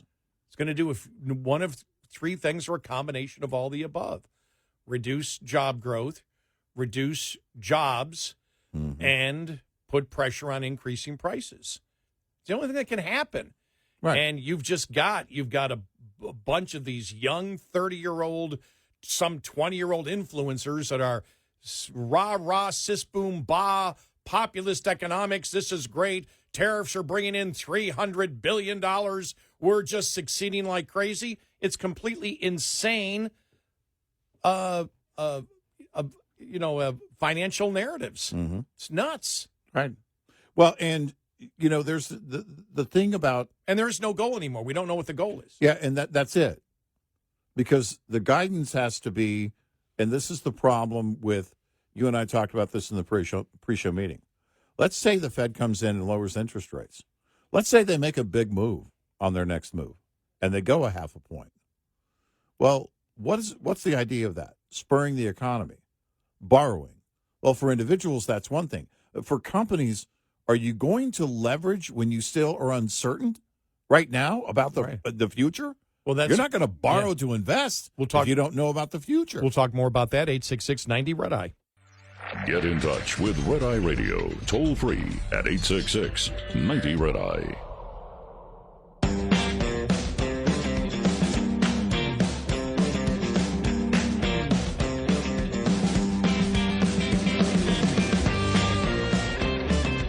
We are Red Eye Radio. He's Eric Harley, and I'm Gary McNamara. Welcome and good morning. Thanks so much for being here this morning. You know, there's a lot of great things that Trump and Republicans did in the big, beautiful bill to help business go. But as you just brought it up, whether it's tax reductions, whether it's the expensing part of it, as we all know, which is all good for businesses, does it matter? You know, we talk about the Fed rate, whatever. The Fed, if you lower the Fed rate, it really doesn't matter if companies don't know what their expenses are going to be. Right. And especially when you look in their financial statements, looking at, Deere or Caterpillar, any one of these companies, every single automobile manufacturer say that they're losing what because of what. It's not you and I saying it. It's them. Why are they having problems right now? What's the problem with their earnings? Well, they can't predict anything. Well, the market is completely unpredictable. They can't plan for unpredictable and tariffs. Yeah, the losses are because of the tariffs. Well, and the tariffs are creating the unpredictability. In a 5-year plan, you have no idea where it's going to land out because it changes all the time. Whatever you're going to do on tariffs, say it and be done with it. Because then it changes, then all of a sudden, well, now it's cheaper to buy an imported Japanese car. Well, when did that happen? Yeah.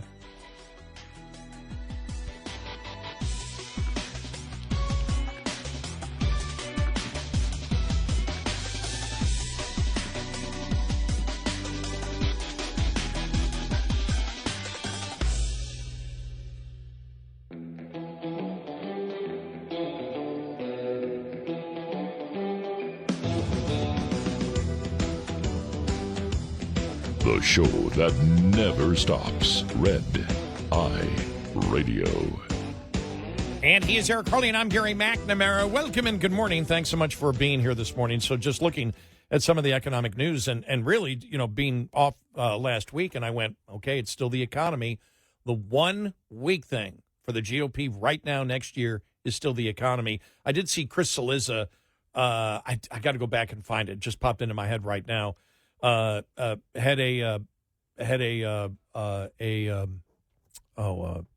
video of a Democrat ad for Congress. Mm-hmm. Everything was on prices in the economy. Yeah. And went, now this is a good ad. This is what Democrats need to focus on. Right. And so they're already looking at this going, that's our one in. That's it. Right there. Yeah. And so we had said all along, whether you agree with tariffs or not, as we have said, tariffs can be effective and should be used against countries like China.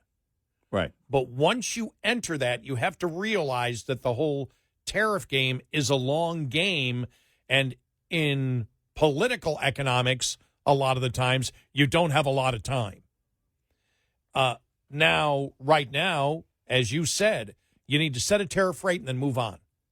Whatever it's going to be. Whatever it's going to be, it needs to be set because the huge question mark hanging over business will still be there even if rates are lowered. If rates are lowered, because the idea of lowering rates isn't just so that the consumer can get better rates on mortgages or cars or whatever it might be, but it's also about the whole B2B thing and investing in whatever your 5-10-year plan is going to be. If that uncertainty is still there, you don't know where to invest. You may have cash on the sidelines right now. You may not need to leverage much. And you still don't know where to put that money. You still don't know what to invest in. We use the one example, and I think it was a small business, and it was lumber, and it was like, okay, he was expecting there's going to be a massive increase in the cost of lumber based on the back and forth with Canada. That never materialized. He had invested in a bunch of lumber.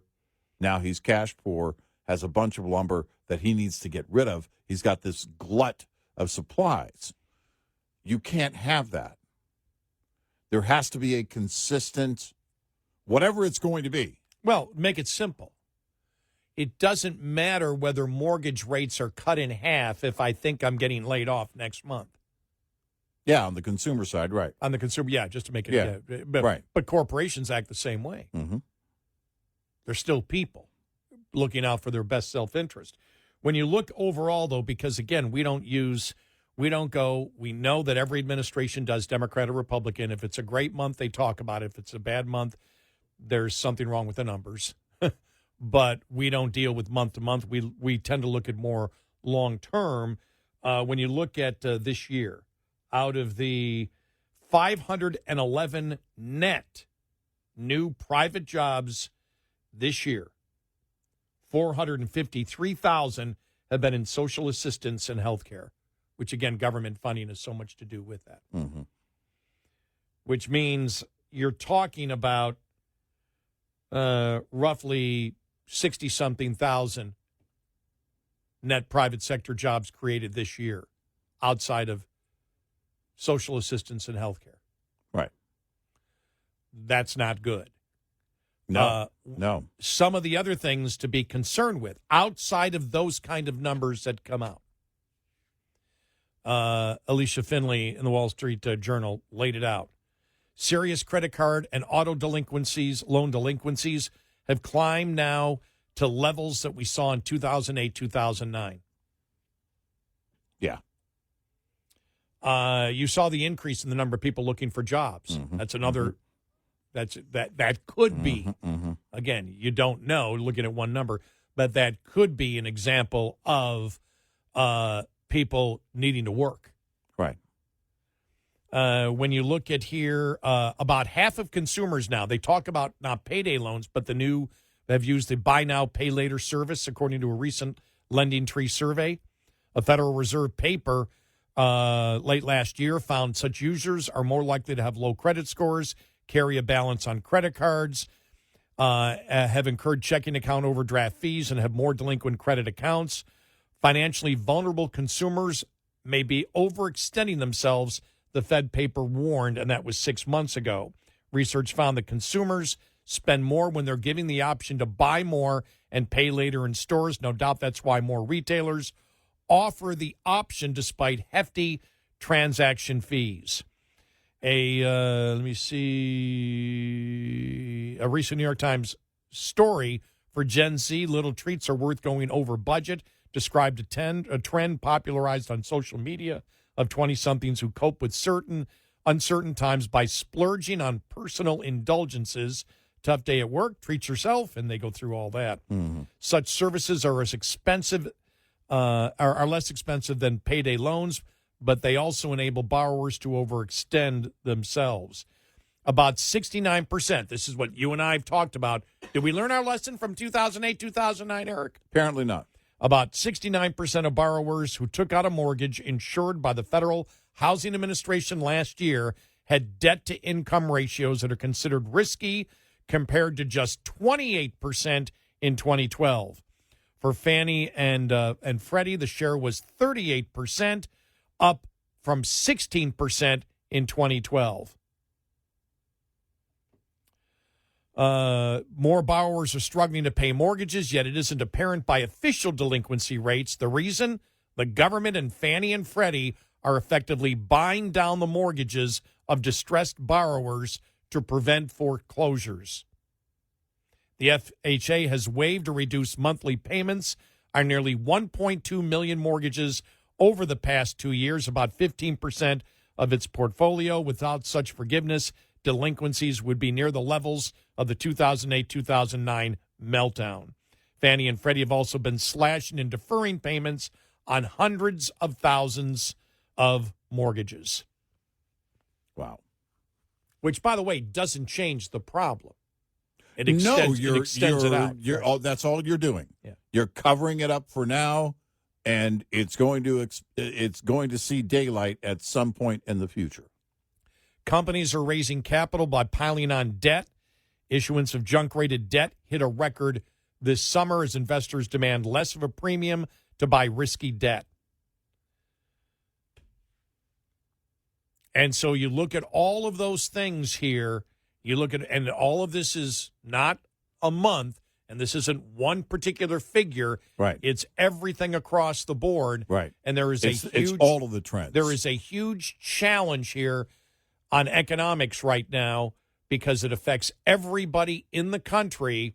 Now you have had two former advisors of J.D. Vance and President Trump who believe in what they do, saying, guys, GOP, you got to pay attention to this. You just can't let it sit and pretend it doesn't exist. I had wondered when the president took a couple of days off, I had wondered,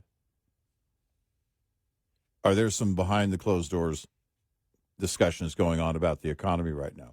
Now, coming out of those days that he was off, I have no indicator of such because the last time that happened, he came in and announced trade deals. He came and announced, something big, and he did it right away.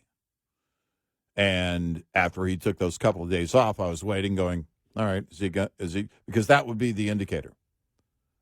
All right, and you would probably know it when it happened with the bond markets. You had a handful of GOP senators that basically called the president, got on the phone with the president that evening. And you and I were actually watching the bond markets during that show that night. And it was the next morning when he basically handed everything over to Besant. And it was Letnick and Besant that got his ear that following morning because Navarro was doing a TV appearance or something. And they were able to get to bend his ear without having Navarro in the room. And that was the morning he said, hey, this might be a good day to, invest in the market. And the market popped when they made the announcement. Well, there was nothing like that after his days off, that couple of days off that he took off. So I suspect that did not happen. And my concern is in getting closer now to this fourth quarter, if you don't settle up, because here's what you're looking at. Again, it's the imperfect storm and heading into this fourth quarter. So you do get an interest rate drop. All right. That's really like a drop in the bucket compared to everything else that's going on. The market uncertainty is the killer.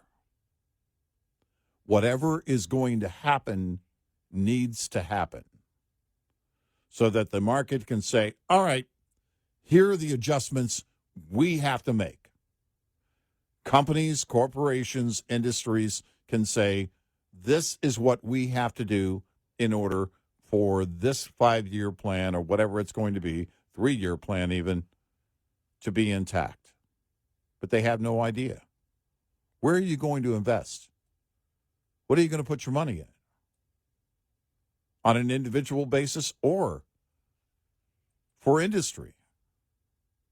Where are you going to invest if you don't know where it's going to land? Because if you invest too heavily on something in one direction and then all of a sudden everything falls out and then, we're back to 5% tariffs across the board, then you're cash poor and you've invested in the wrong direction.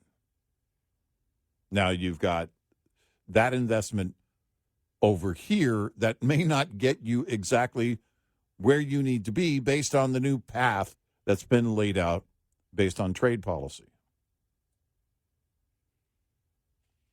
The ever-changing trade policy is the problem, is one of the problems.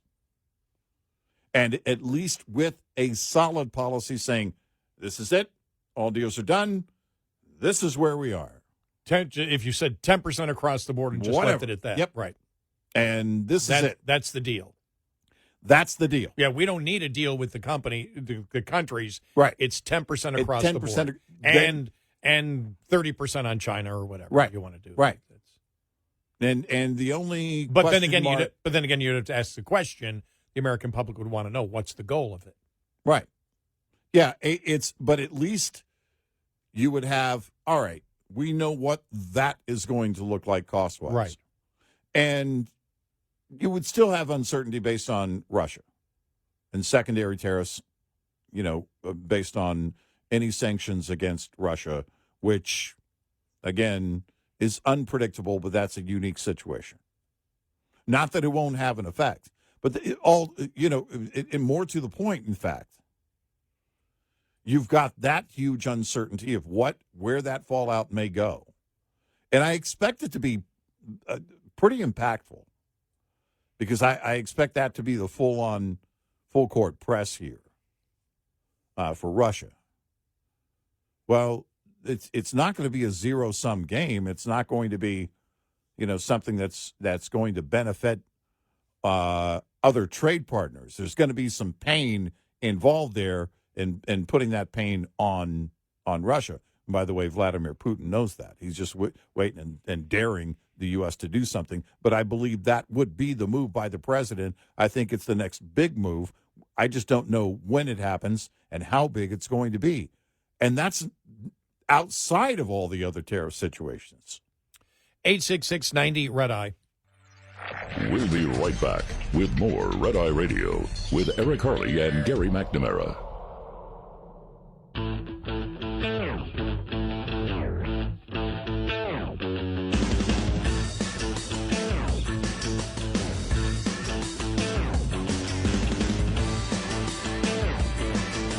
We are Red Eye Radio. He is Eric Harley, and I'm Gary McNamara. Welcome and good morning. So, that's what I was thinking over the weekend. Now that we're into September. Wow. Yeah. Wow. It's already the 8th. Crazy. Time is flying by, and a little over a year from now will be the midterms. What are the concerns? And again, I think if you look at it overall, the only thing that the Republicans and the administration haven't solved is the economy. Right. And you're not going to sell the economy by telling people that you're taxing American companies to success. Right. That's the most insane thing financially, economically, I've seen Republicans ever try to sell. Right. And you can't say, hey, I promise it's, by next summer it's going to be great. Yeah. And that's a concern. You're starting to hear it now. We've always said, as we said from the very beginning, that if you are going to make the cost of business higher, you always are going to have problems. Yep. It isn't. There is no magic silver bullet that the government can do to make the economy better. Right. The private sector has to do that by producing legitimate goods and selling them at a profit.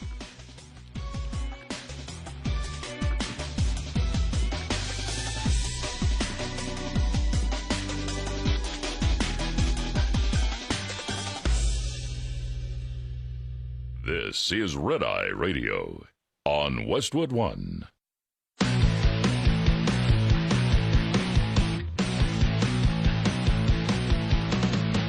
Now, it's Red Eye Radio.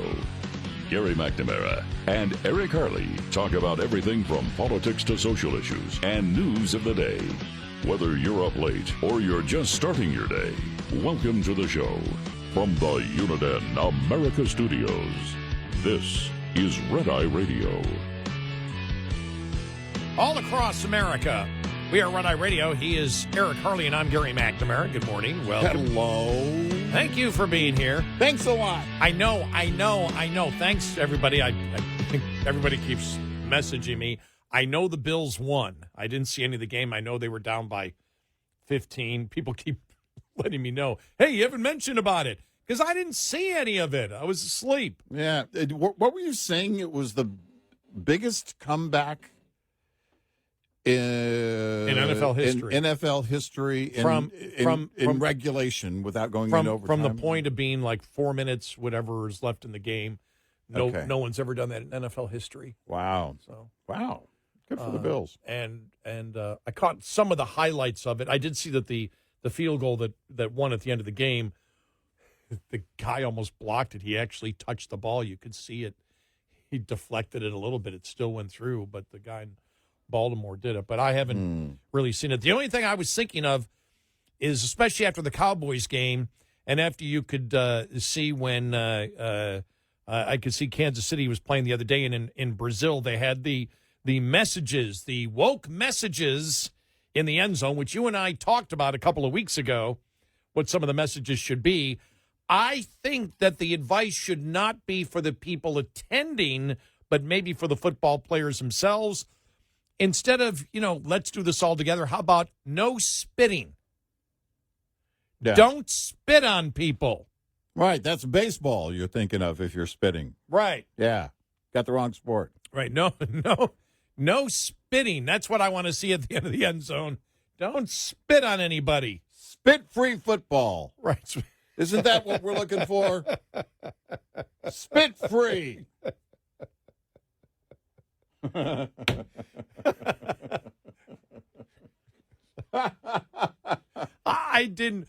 might have watched 5 minutes of that game. Yeah. The thing is, I'm old. Yeah. Yep. I only saw. You know how I know I'm old? Let me finish with my old story. All right, go ahead. Take your time, because like you've got plenty of it. Because I'm on. Yeah. Hey, don't interrupt me. Ahead. I don't have a long time to talk. What do you mean? The show? No, my life. Take all the time you don't have. Go ahead. So after I got back from Florida, I did stuff around the house, but I found and worked out like crazy. But I was going to bed before 8 o'clock and waking up at 4 in. Yeah, we did that. Especially when we're out on Pacific time. You're 2 hours behind. So 8 p.m. out there is 10 p.m. Here. For those doing the math, like I needed to do math for that.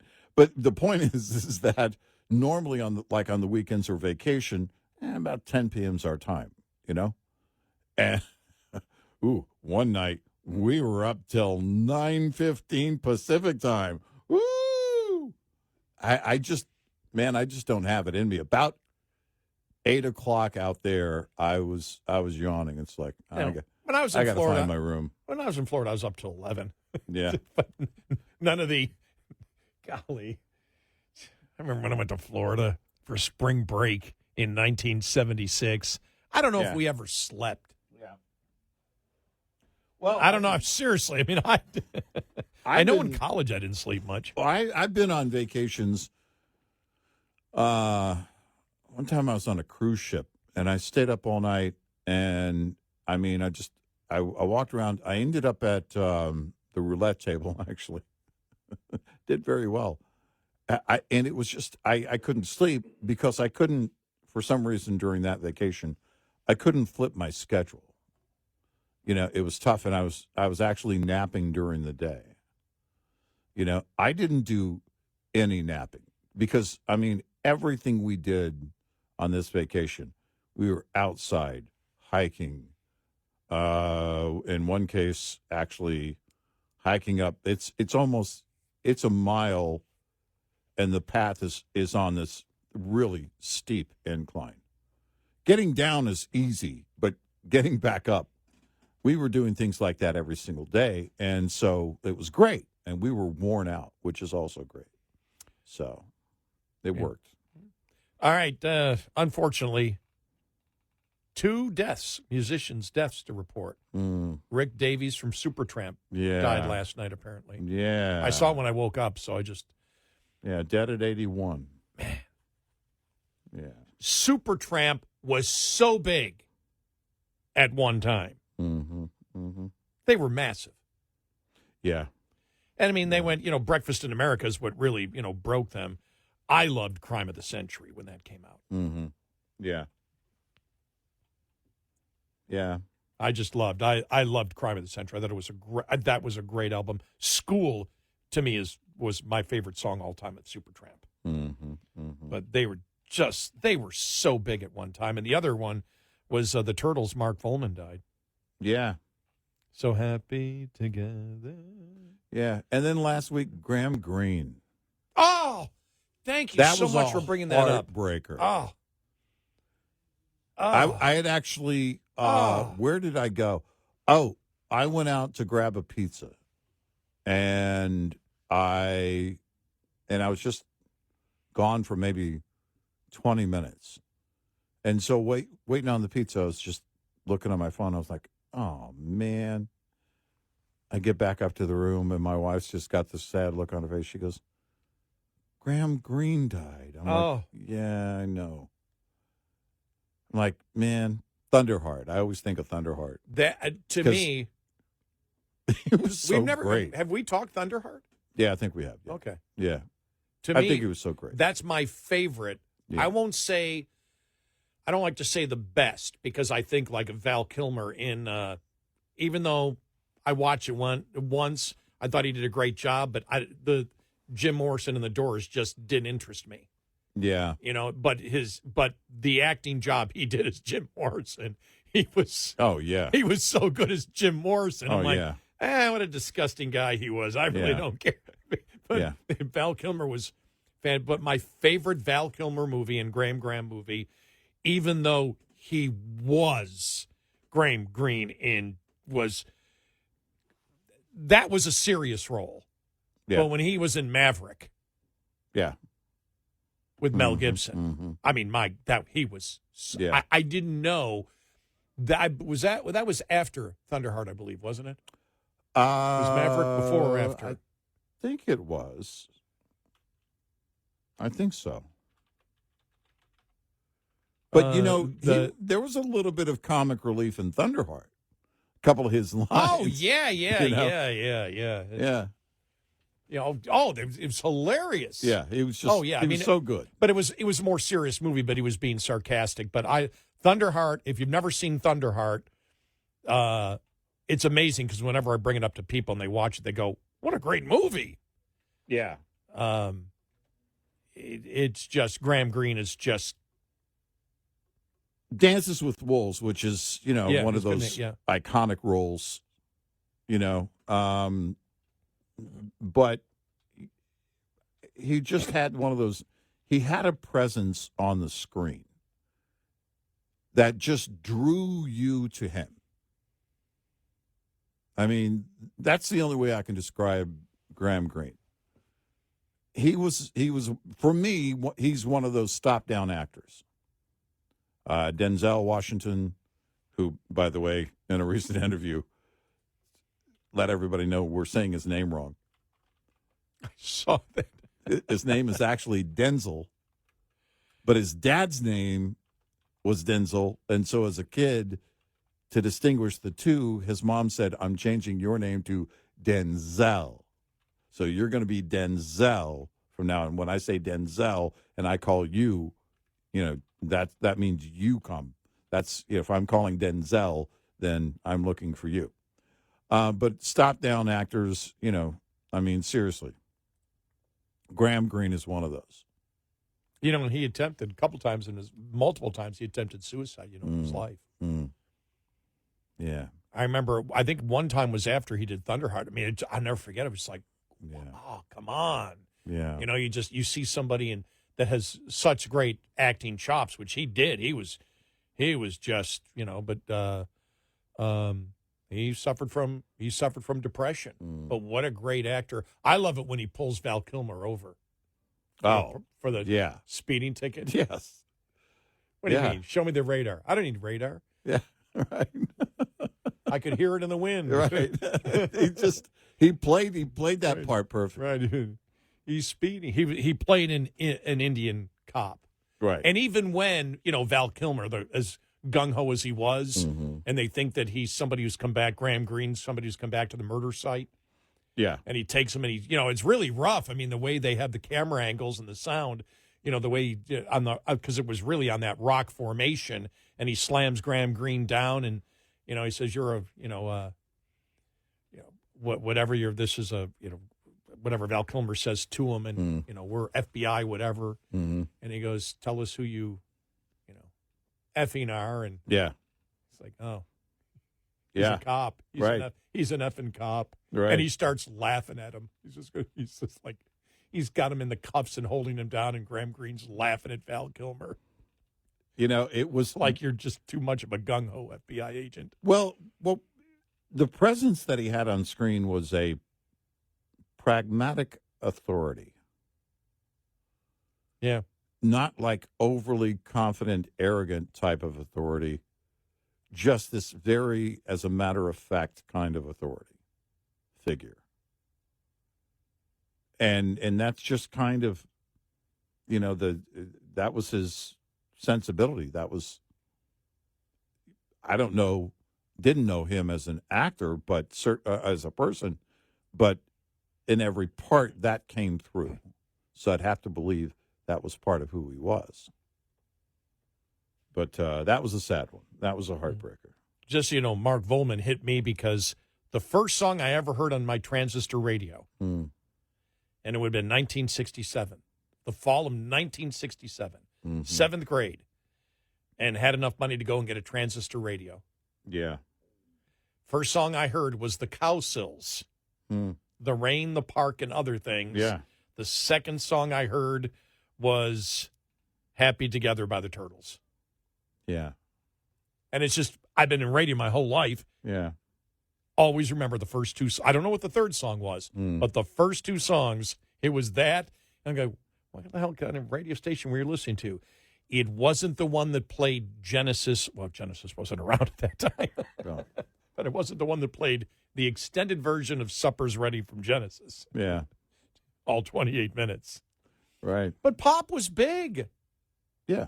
Pop was really big at that time. You know what I also saw? Because when I saw the Volman thing, and it came up again on YouTube, the history of the documentary. Oh, no, I know what it is. It's, what's his name? It got me interested. The guy from Smashing Pumpkins. Billy Corgan? Yeah, Billy Corgan interviewed on his podcast John Cowsill. Okay. Who played with the Beach Boys and everything else. Yeah. And it's so funny because you just wouldn't think. Because of the way that when Smashing Pumpkins came out, they were like the ultimate in like grunge, right? Like stay away. And he has such an inquisitive mind of everybody else. And he goes, I love the Cowsills. It's like, He grew, growing up on a lot of the music, basically that we grew up on. But I watched a documentary. There's a documentary on the Cowsills. I had no idea that they were playing completely different music. They were all accomplished musicians when they were 8, 9, 10, 11 years old. Right, yeah. And they were sent in the direction of that, the bubblegum pop that they, not all of it because hair wasn't that way, but that the direction they were sent into was not where they wanted to go. Right. And they were much harder. And it was like, well, we want to hear I want to hear those tunes. Right. And they apparently exist somewhere. Yeah. I think John Cowsill got a hold of them, but it was a fascinating interview about, their family and everything else. But that's why when Mark Volman died from the Turtles, I just went, oh, man. And everybody I know, not everybody, a significant number of people I know all knew him. Right. The people I know in music all knew Mark Volman from the Turtles. So I'm like, really? Yeah. My buddy Jack, who I talked about before, knew him very, very well. Jack is the guy I went to high school with who dressed like a hippie. And first time I met him, it was like somebody said, what are you doing, Jack? And he goes, I got my work boots on, my work hat, I got my work belt, I got my work shirt. I've got my work socks on. I'm heading to the welfare office. Yeah. That was Jack. He knew him real well. But, sad week last week. Yeah, but it was. I'm so glad because of Graham Greene. I wouldn't have brought up. It just flew right out of my mind. But what a loss that is. That was a heartbreaker for sure. 866-90 Red Eye. Brought to you by Hot Shot Secret. Hi, I'm Jen Loomis, a transport safety expert at JJ Keller, and I'm here to share a tip on speed and space management. When driving, you need to manage the space around your vehicle so that there's enough space to allow you to adjust when traffic conditions change. The space ahead of your vehicle is the most important and one of the easiest to monitor and adjust as needed. One rule of thumb is to allow at least 1 second for each 10 feet of vehicle length at speeds below 40 miles per hour. At greater speeds, add an additional second. It's impossible to keep other drivers from tailgating you, but there are some things you can do to make it safer, such as increasing your following distance, avoiding quick lane changes, and slowing down. There are also several things you should do to ensure that there is plenty of space between the side of your vehicle and other vehicles. Don't hug the center line, avoid hugging the right side of the road, and avoid traveling alongside other vehicles in strong winds, especially crosswinds. This tip was brought to you by J.J. Keller and Associates. Visit us at jjkeller.com. Coming up, more with Gary McNamara and Eric Harley. It's Red Eye Radio.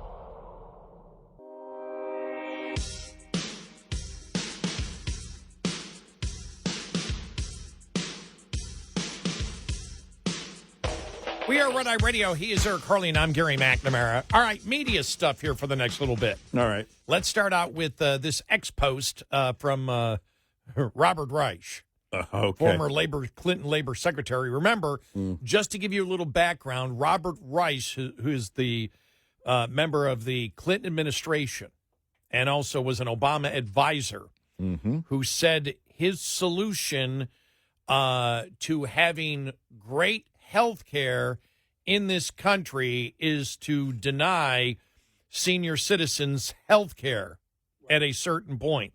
Right. He said that in Berkeley to a Berkeley audience. And when he said that, number one, young people are going to have to pay a lot more.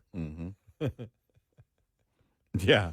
There was a little bit of clapping. Smattering of applause. When he said we have to let old people die, a lot more clapping. Tons more. But he put this out. He said, thanks to Trump's, by the way, letting old people die is not good health care. Yeah. But here's Robert Reich again. Thanks to Trump's funding cuts, PBS will lay off 15% of its staff. Trump wants to exert control over the news and information the public receives or doesn't even receive at all. It's a hallmark of dictatorship.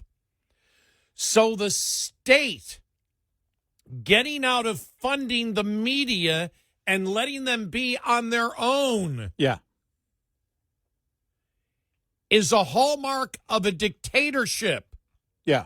So non-state media that can't be influenced because they're not getting money from a government. Right. Yeah. Removing any influence of the government from the media is a hallmark of dictatorship. That's for right. Robert Reich. That's right. About as backwards as it gets. That's when you sit there and you say, well, these people are really intelligent. These, I have to look up to these. These people have spent a year in the civics. They're idiots. They're morons. They're idiots. Oh, wait a minute. Imbeciles. They're morons. Imbecilic, idiotic morons.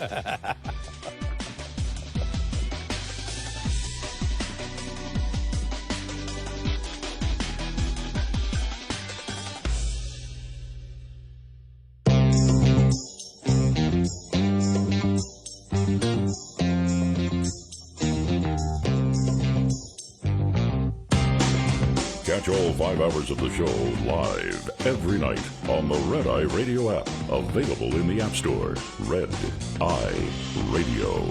And he is Eric Harley, and I'm Gary McNamara. Welcome and good morning. Thanks so much for being here. Since we're talking media stories, first, just one more on the on the Robert Reich thing, where he posted on X over the weekend, September 6th, so on Saturday, where he posted that hallmarks of a dictator are Trump defunding PBS. Yeah. So just to get this straight, the government says, media, you're on your own. Right. That's the hallmark of a dictator.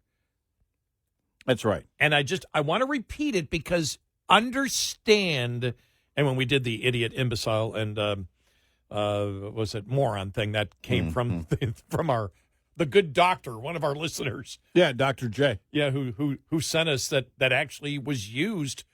Those terms were used for IQ. Right. And what? Idiot was the lowest form? Idiot is, which could be an IQ down to 0. Right. Then imbecile was next. That's the Right. next level up.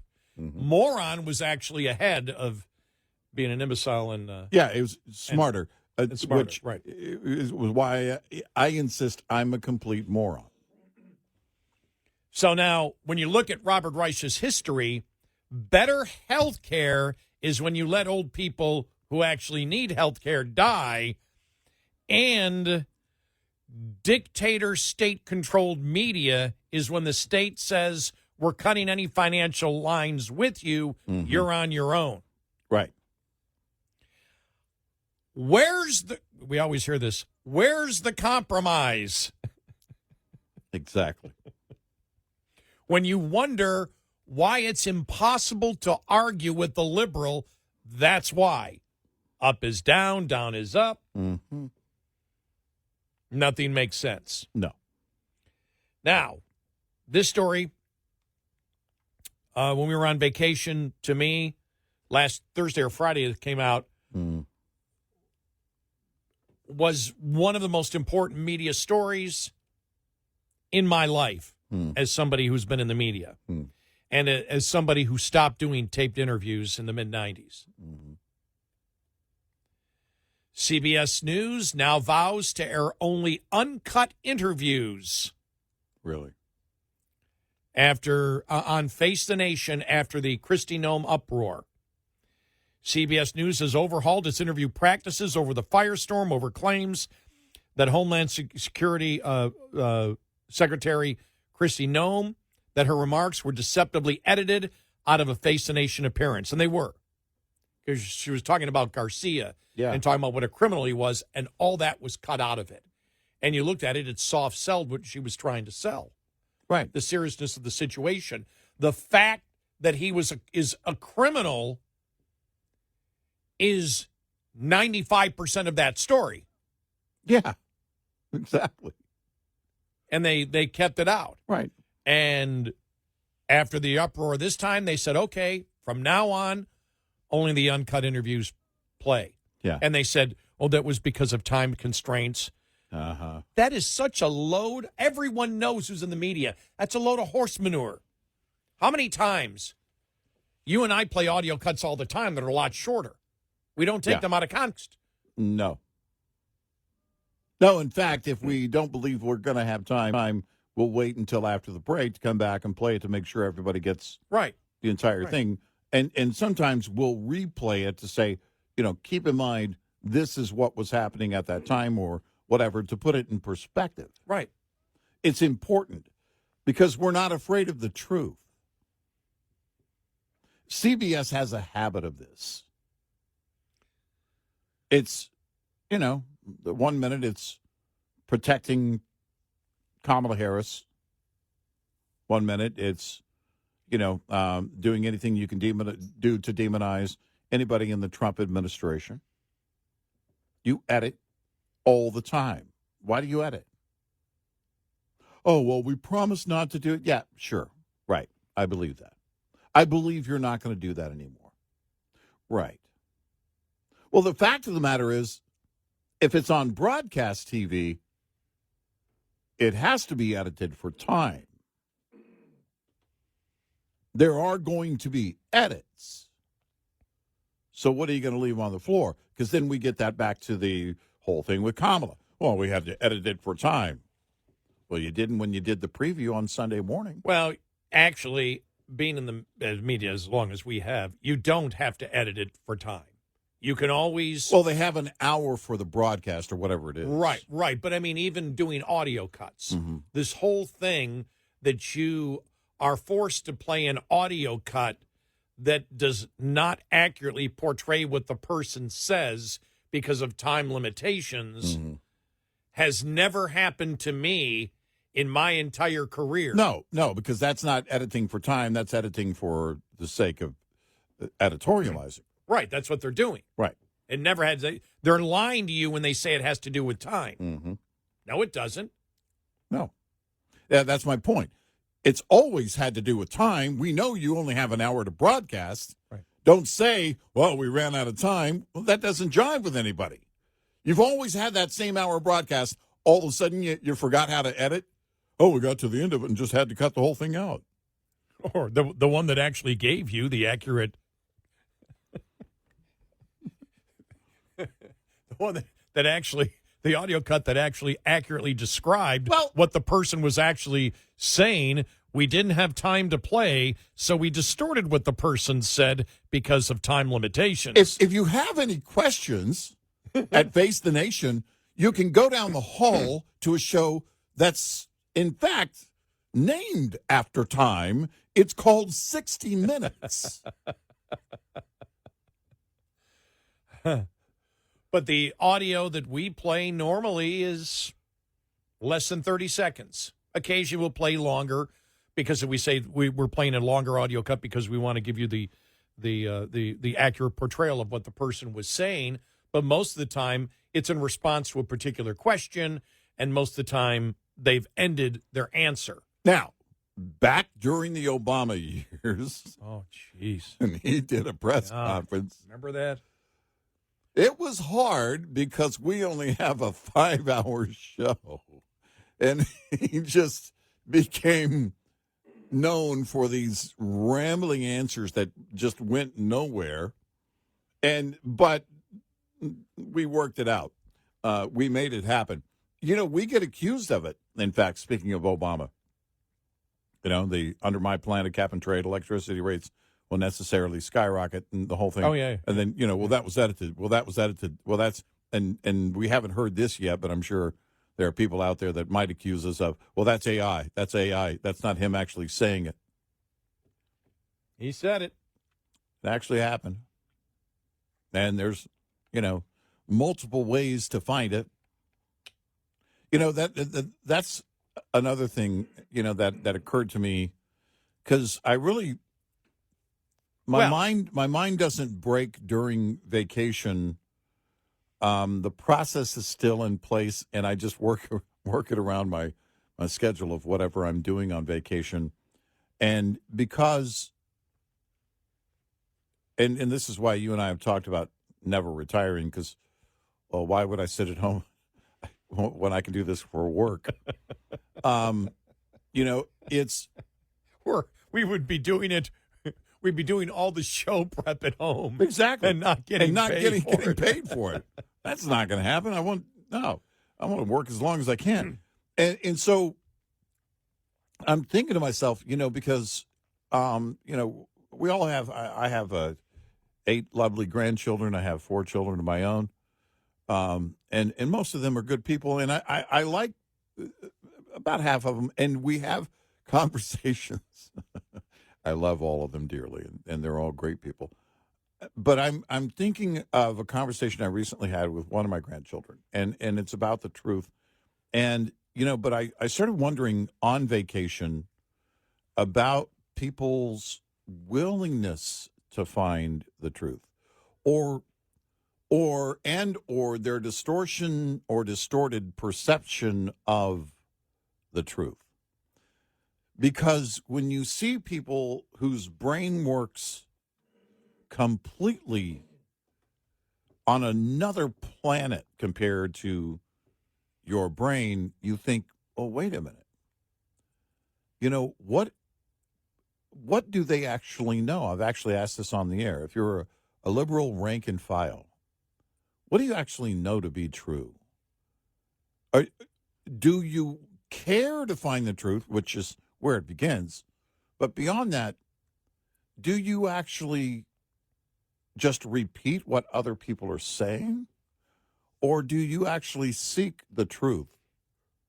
Are you actually looking into things? I mean, we think about comedian, actor, and former liberal Michael Rappaport.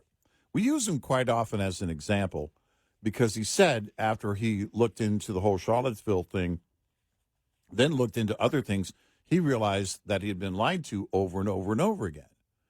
And I would love to know to what extent that happens, and for the people it's not happening to, why not? Well, we talked about that author. Yeah. The book author who admitted that he knew that men shouldn't play against women in sports. Right. He knew it wasn't scientific. He knew it was all BS. Yeah.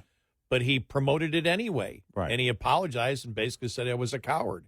He didn't Right. have the guts to do it. I just want to say one thing, though, when you were talking about the Obama thing, how we were accused of editing the Obama thing from 2008, February 2008, when he said, under my, plan of cap and trade, electricity prices will skyrocket. Mm-hmm. When that person said that to us, first he said that didn't happen. Then we played the audio cut. He goes, well, it must have been edited. We said, how do you know? Well, he was just throwing it out there. He didn't have the evidence that we had edited it in a way that at all was not portraying what Obama said accurately. Right. That's the difference. These media outlets, the transcript exists. Yeah. The transcript exists, and for the one with Kamala Harris, they played two different ones. Right. So it existed out there. Right. You knew what the text actually was. Because Face the Nation played the preview, and then you had, it was Monday night, I think a Monday night version of 60 Minutes. Play the interview, the edited interview. And when you've been in the media any length of time, it doesn't have to be a long time, you know when an audio cut is not accurately portraying what the person said. Right. Right. You know it. Yeah. Whether it's 5 seconds, whether it's 30 seconds, whether it's 2 minutes, whether it's an hour. Doesn't matter. You know. Right. Well, we knew. I don't know. When you're a political activist, do you really even care? That's the question. And it all begins with you actually your willingness to find the truth, to know the truth. And if you don't care, then everything is, all bets are off. Right there is one of the best things. I know a lot of people disagreed with Trump filing suit. Well, this is the result. Yep. The result is they're saying, all right, we're going to let you decide and play the entire audio clip for you instead of editing for time. Right. So you always had the ability to do that. Exactly. 866-90 Red Eye. Lines open for your calls. 866-90 Red Eye on Red Eye Radio.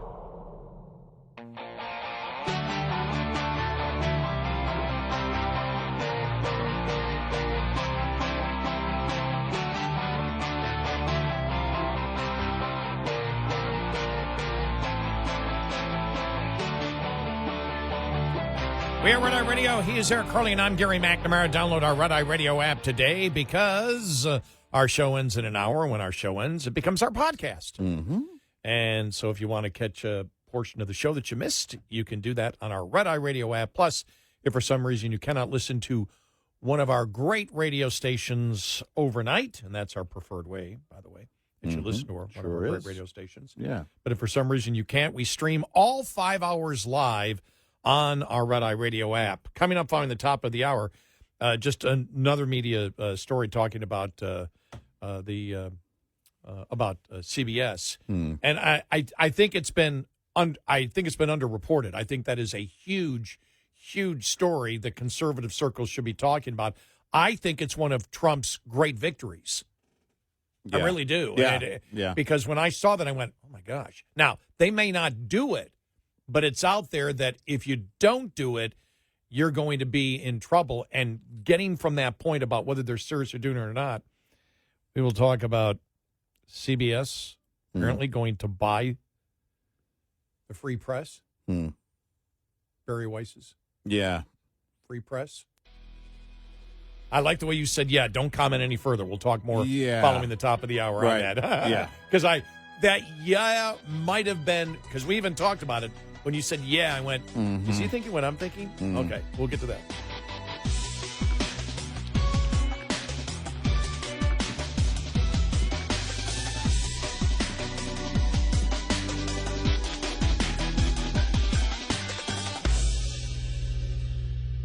This is Red Eye Radio on Westwood One.